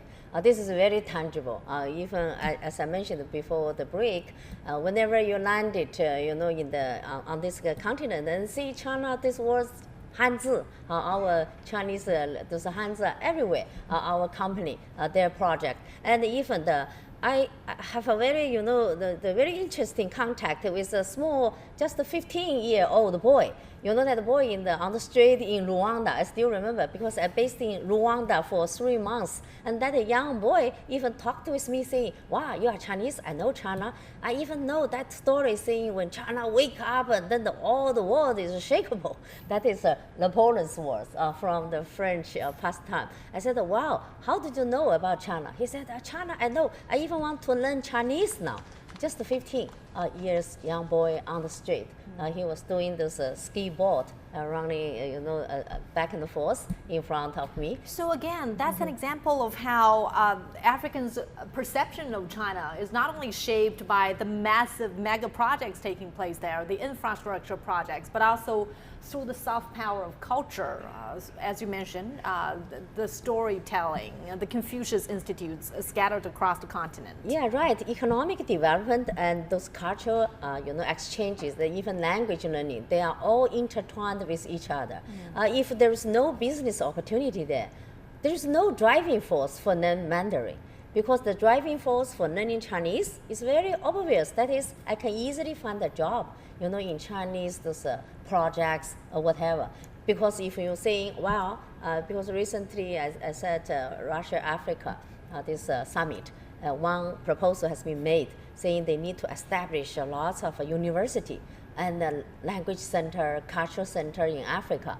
But I was, some doubt in my mind, because there's very few Russians, those economic, those enterprises in Africa. So you see, what kind of driving forces for African, those young generation to learn Russia, the language. So everything. You cannot separate from economic, those businesses, opportunity, job chances for the people. So they are intertwined with each other. So we cannot talk separately, say people to people, and then E to E and P to P or P to P, political to political, economic to economic, and people to people. They are all together. That is why even this BRICS mechanism saying there are 3 pillars. All there. One is political mutual trust, another is economic cooperation, and then the third one is people-to-people communication, this understanding with each other. Because if your business now hasn't successfully to make this corporate social, this called responsibility, if all failed, not good, and not abide by the local laws, and then your image is very, very low, and how come P2P, this people-to-people relationship can be better? So people will finger pointing to Chinese companies saying, oh, they're very rude, they are very bad, they're not, respect those local employees' rights, even, make damage to local environment.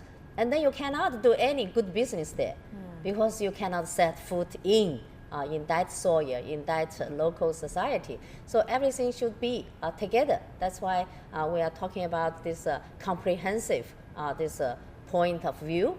You cannot just good words, hug, and then leadership meeting. That's a short time.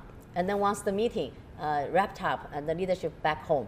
And then but the long time stay there, that's the business.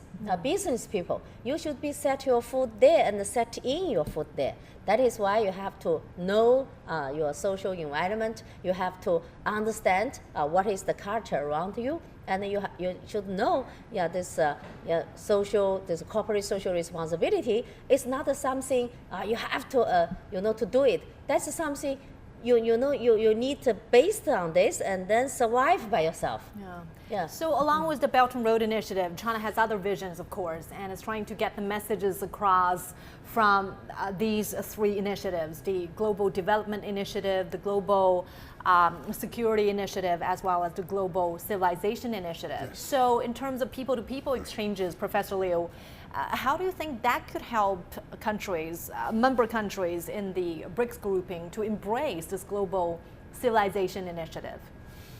Well, because the Civilization Initiative is talking about respect, sharing, and also going for prosperity, etc. So people, by Immanuel Kant, the great philosopher from Germany, he said, people are the end, not the means. So therefore, for all economic development, the environmental sustainability, etc., it is their people who have the type of entitlement.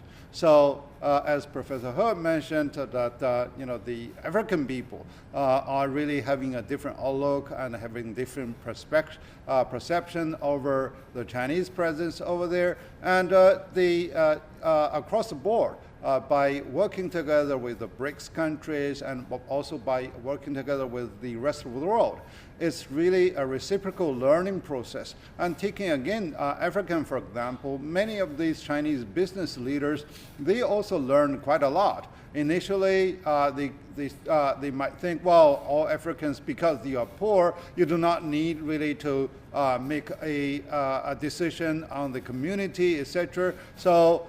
Therefore, there is a sort of ethnocentric type of approach. But now, they learn how to adapt to the local expectation, how to have the local democratic voting, etc.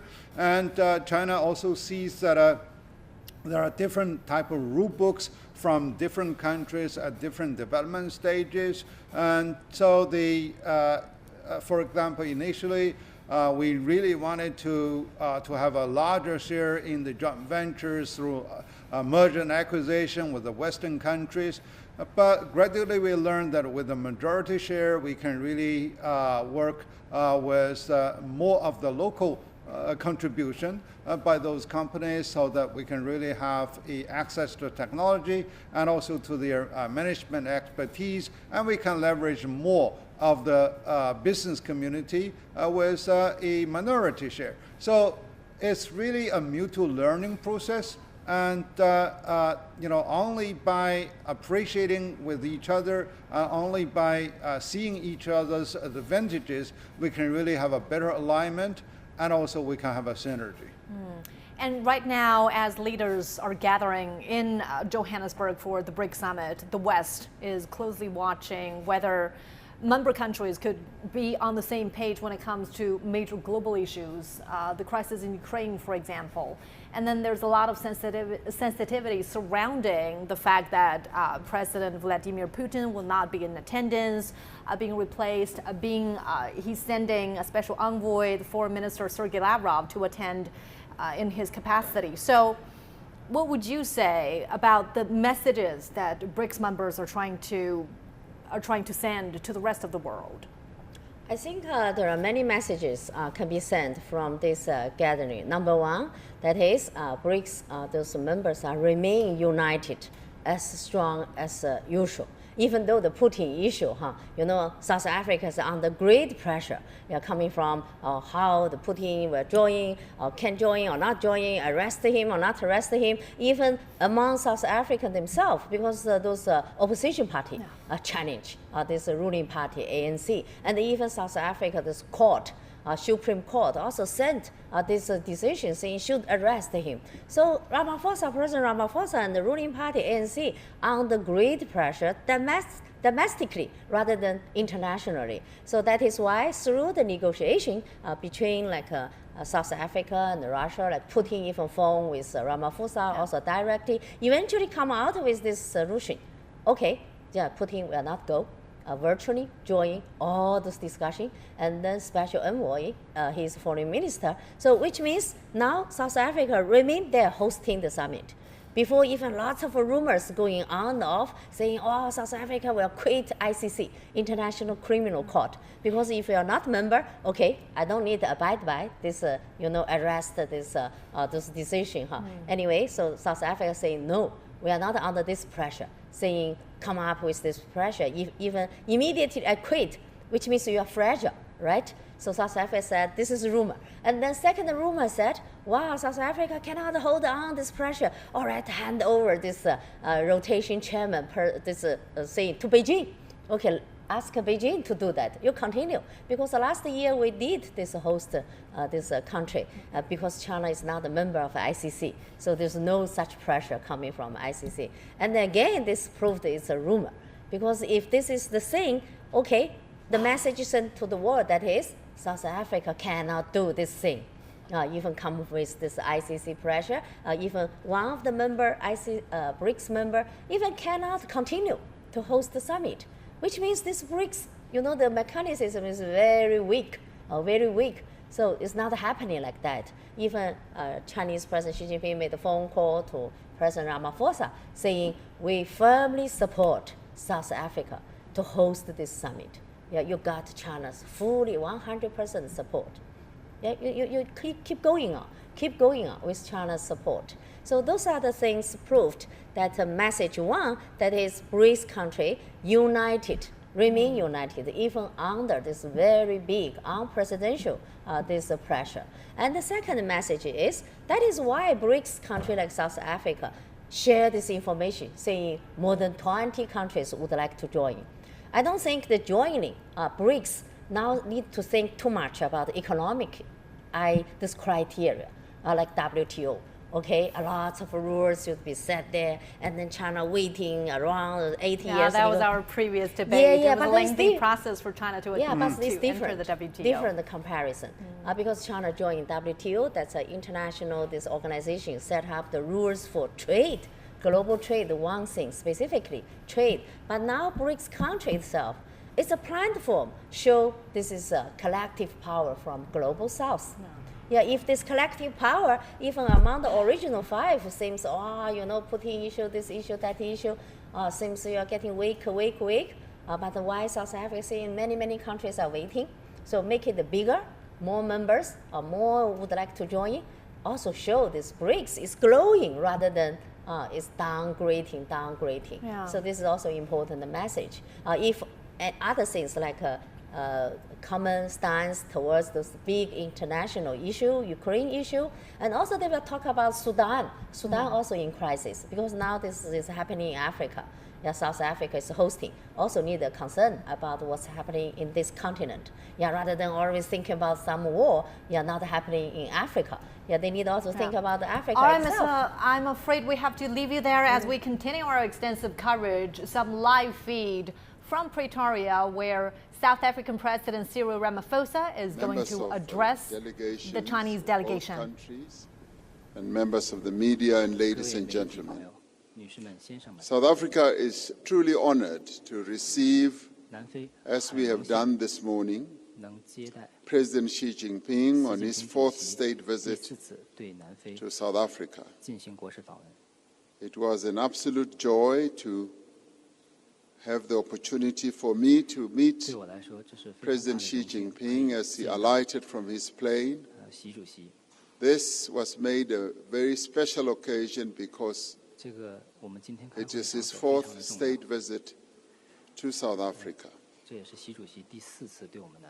This visit coincides with 25 years of diplomatic relations between South Africa and the People's Republic of China. We are grateful for the support and friendship that China has provided as we worked to rebuild and transform our country after the devastation of apartheid. We recall with gratitude the solidarity demonstrated by China during our struggle, but we also recall with great appreciation the support that we also received from China during a perilous time in the world when we confronted COVID-19. China supplied much-needed equipment, materials, and vaccines to our country as well as to other African nations.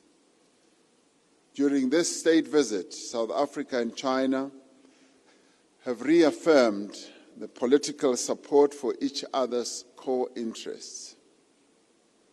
We also agreed to deepen bilateral cooperation between our two nations in a variety of areas, but especially also in trade cooperation and investment and infrastructure development, in energy and tourism, education, training, and digital technologies. China is South Africa's largest trading partner, and South Africa is China's biggest trading partner in Africa.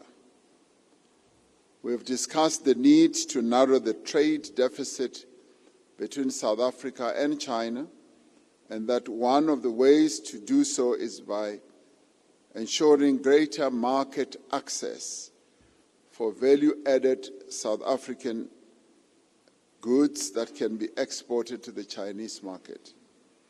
We are also very delighted that China has agreed to reopen the export of beef to China.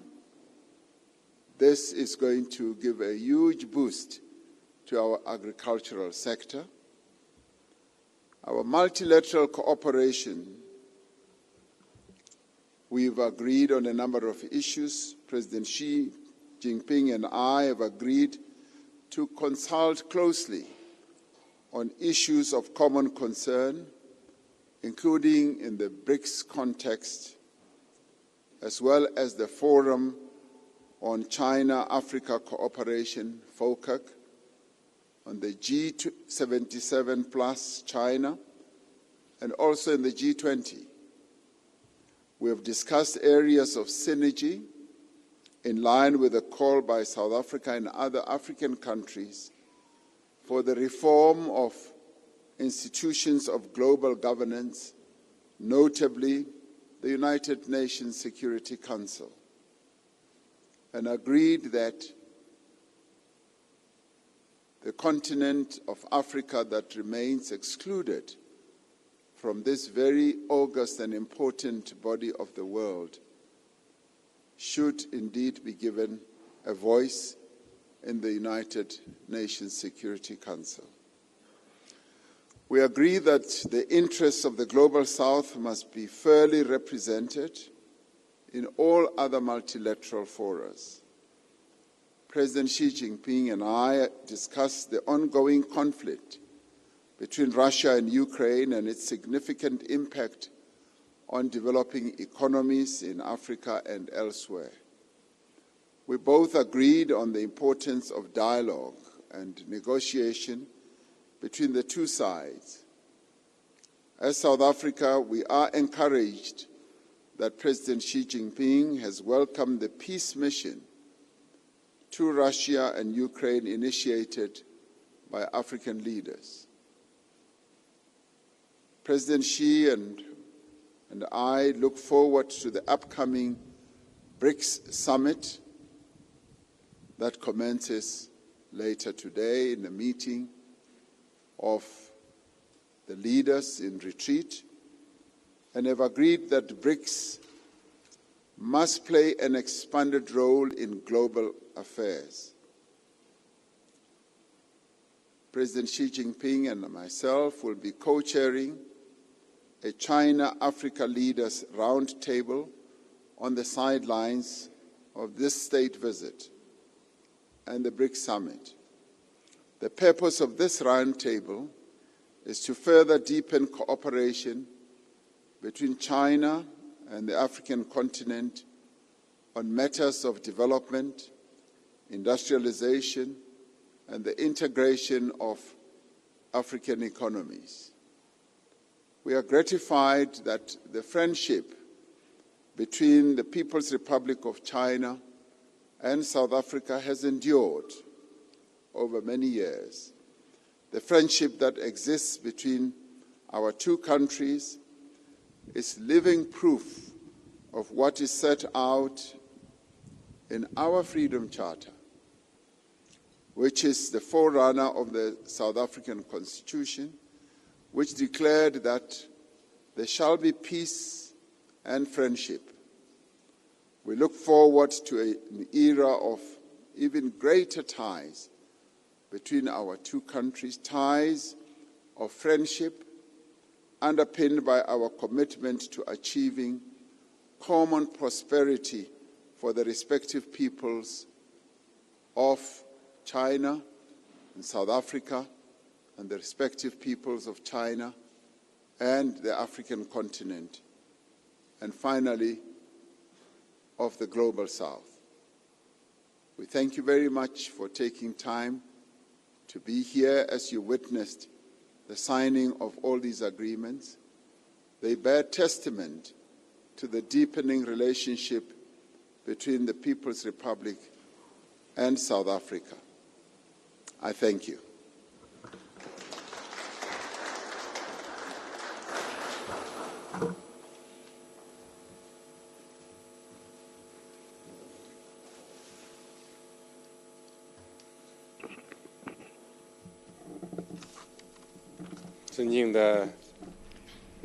Your Excellency President Ramaphosa,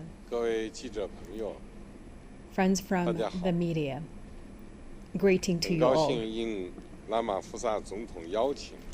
I'm very glad at the invitation of President Ramaphosa to once again visit the country, this very promising land of the Rainbow Nation. This is my fourth state visit to your country. In fact, 20 years ago, while I was working as a governor of a Chinese province, I already visited South Africa and worked to contribute on the national cooperation and the people-to-people cooperation. So for myself, I have a deep bond to South Africa. This year marks the 25th anniversary of the diplomatic ties. Over the past 25 years, we have witnessed the leapfrog development and reaching a new high of our strategic trust. And also cooperation also reaching another level. And we're also seeing the new progress made in our cooperation. And the relationship of China and South Africa is further beyond the bilateral relations and also become more important. The Communist Party of China has allied and leading the Chinese people to advance the great rejuvenation of the Chinese nation on all fronts and a Chinese way to modernization. And South Africa also developed its own path independently, which suits its own national conditions. And China-South Africa relations enjoys new development opportunities. Just now, President Ramaphosa and I had a very productive meeting. We exchanged views on our bilateral relations and also the issues internationally and regionally. And we reached a great agreement, and we also witnessed a series of documents signed. I have a full confidence with the prospects of our cooperation and the friendship of our two countries. President Ramaphosa and I agreed that our two countries should be the strategic partner enjoying a high degree of mutual trust. We should maintain the great momentum of the communication and further deepen the cooperation in various fields. And we should continue to deepen our strategic trust and also enhance our experience sharing and exchange of the governance of the country, and we will continue to support each other in the key issues on the international landscape. We all agree that the mutually beneficial practical cooperation between our two countries have achieved fruitful outcomes, and we need to be development partners. Building on the cooperation, we should step up synergies and work to implement the 9 programs and the 10-year strategic program of operations between our two countries. And we should cement our cooperation in key strengths and also to cultivate new development drivers. China would like to import more goods from South Africa with high quality, and we would also encourage Chinese enterprises to invest and do business in South Africa. And we will work the cooperation in such fields between our two sides in electric power, new energy, and scientific and technological innovations. We both highly agree that we should strengthen the amity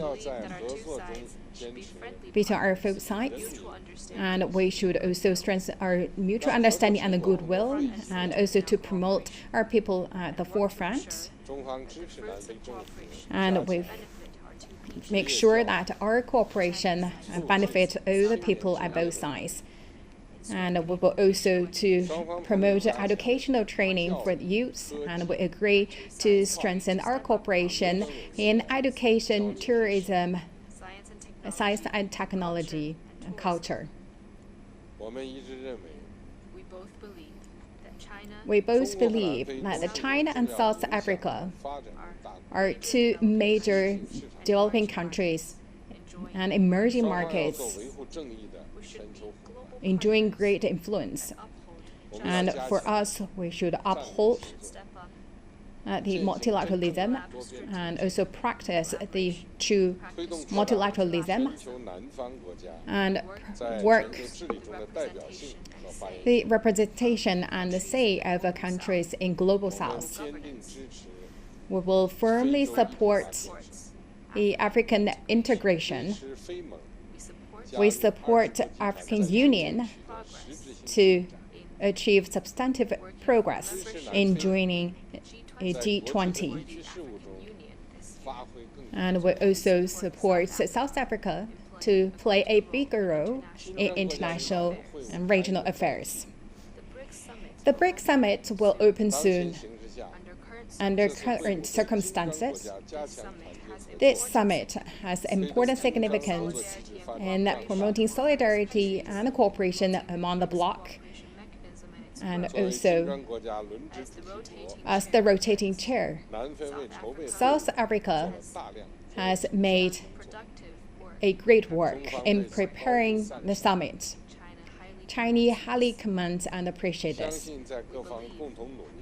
We believe through the summit, we will achieve a full success. The day after tomorrow, I will co-chair with President Ramaphosa a China-Africa Leaders Dialogue. This will be the first group meeting among heads of states of China and African countries in person after the COVID-19. We hope to work with the heads of states to chart a new blueprint for our solidarity and cooperation and inject new and strong impetus to this end. That's all from my end. Thank you. Well, if you've just joined us, this is our special coverage of Chinese President Xi Jinping's visit to South Africa. And just now from Pretoria, the two heads of state addressed the delegations. Chinese President Xi Jinping, as well as his South African counterpart, Cyril Ramaphosa, acknowledged their friendship in the past 25 years between the two nations, between the peoples of the two nations. And now let's get some more analysis, and let me bring in my guest, Hannah Ryder. She is CEO of Development Reimagined, based in Kuala Lumpur. Thank you for joining us on our special program, Hannah. So what are some of the potentials and challenges to improving bilateral relations between China and South Africa? Well, I think the two speeches from the leaders really make it very clear as to what kinds of opportunities they're looking at. And of course, you need to remember that these are two countries that have worked together over 25 years to really establish a very strong relationship. As the South African president mentioned, South Africa is China's is the largest trade partner on the continent, and it is also the third largest destination on the continent for Chinese foreign direct investment flows. So in terms of the opportunities, South Africa is a major market for Chinese products, and in the same way, that's also the case. And what we've seen is what we're seeing now is the opportunities that they're trying to take advantage of are really trying to link more to what South Africa really wants from the relationship. The announcement they've just made around having exports of beef to China, the new energy and manufacturing deals that we've heard being made over the last few days really do set the bar in many ways, not only for the China-South Africa relationship to improve even more, but also for other African countries looking to not just take the opportunity of working with China, but in terms of development, things like adding value to investment, adding value to trade is going to be really crucial. And Hannah, as we heard just now, President Xi Jinping called for maintaining key strengths of bilateral cooperation and at the same time to cultivate new development drivers. What do you identify as some of the traditional areas of cooperation? And then going forward, what could be some new potential to explore? Absolutely. Well, we have seen Chinese foreign direct investors into South Africa, and we've seen concessional finance also to South Africa, and of course trade, as I mentioned before. There's also been an increasing push on tourism, although with COVID that had obviously reduced significantly. So I think these are going to be areas for new opportunities, new ways of doing things. But also what was very interesting from the speech from President Xi was also this talk about investment in technology. And it's not well known, but South African investment firm Naspers in 2001 was central to making Tencent, which owns WeChat, the company that it is today. So the mutual benefit of both South Africa and China working together is very strong. And I think that there is an opportunity there that they can keep on moving on together with. Hannah Ryder, thank you so much for sharing with us your thoughts on this. Appreciate it. All right, now following the latest development for us is our reporter Zhao Yunfei in Pretoria. Well, Yunfei, a lot has happened during the day. For example, the signing ceremony and of course the award ceremony and the joint speeches from the two heads of state. Give us a recap of today's event, please.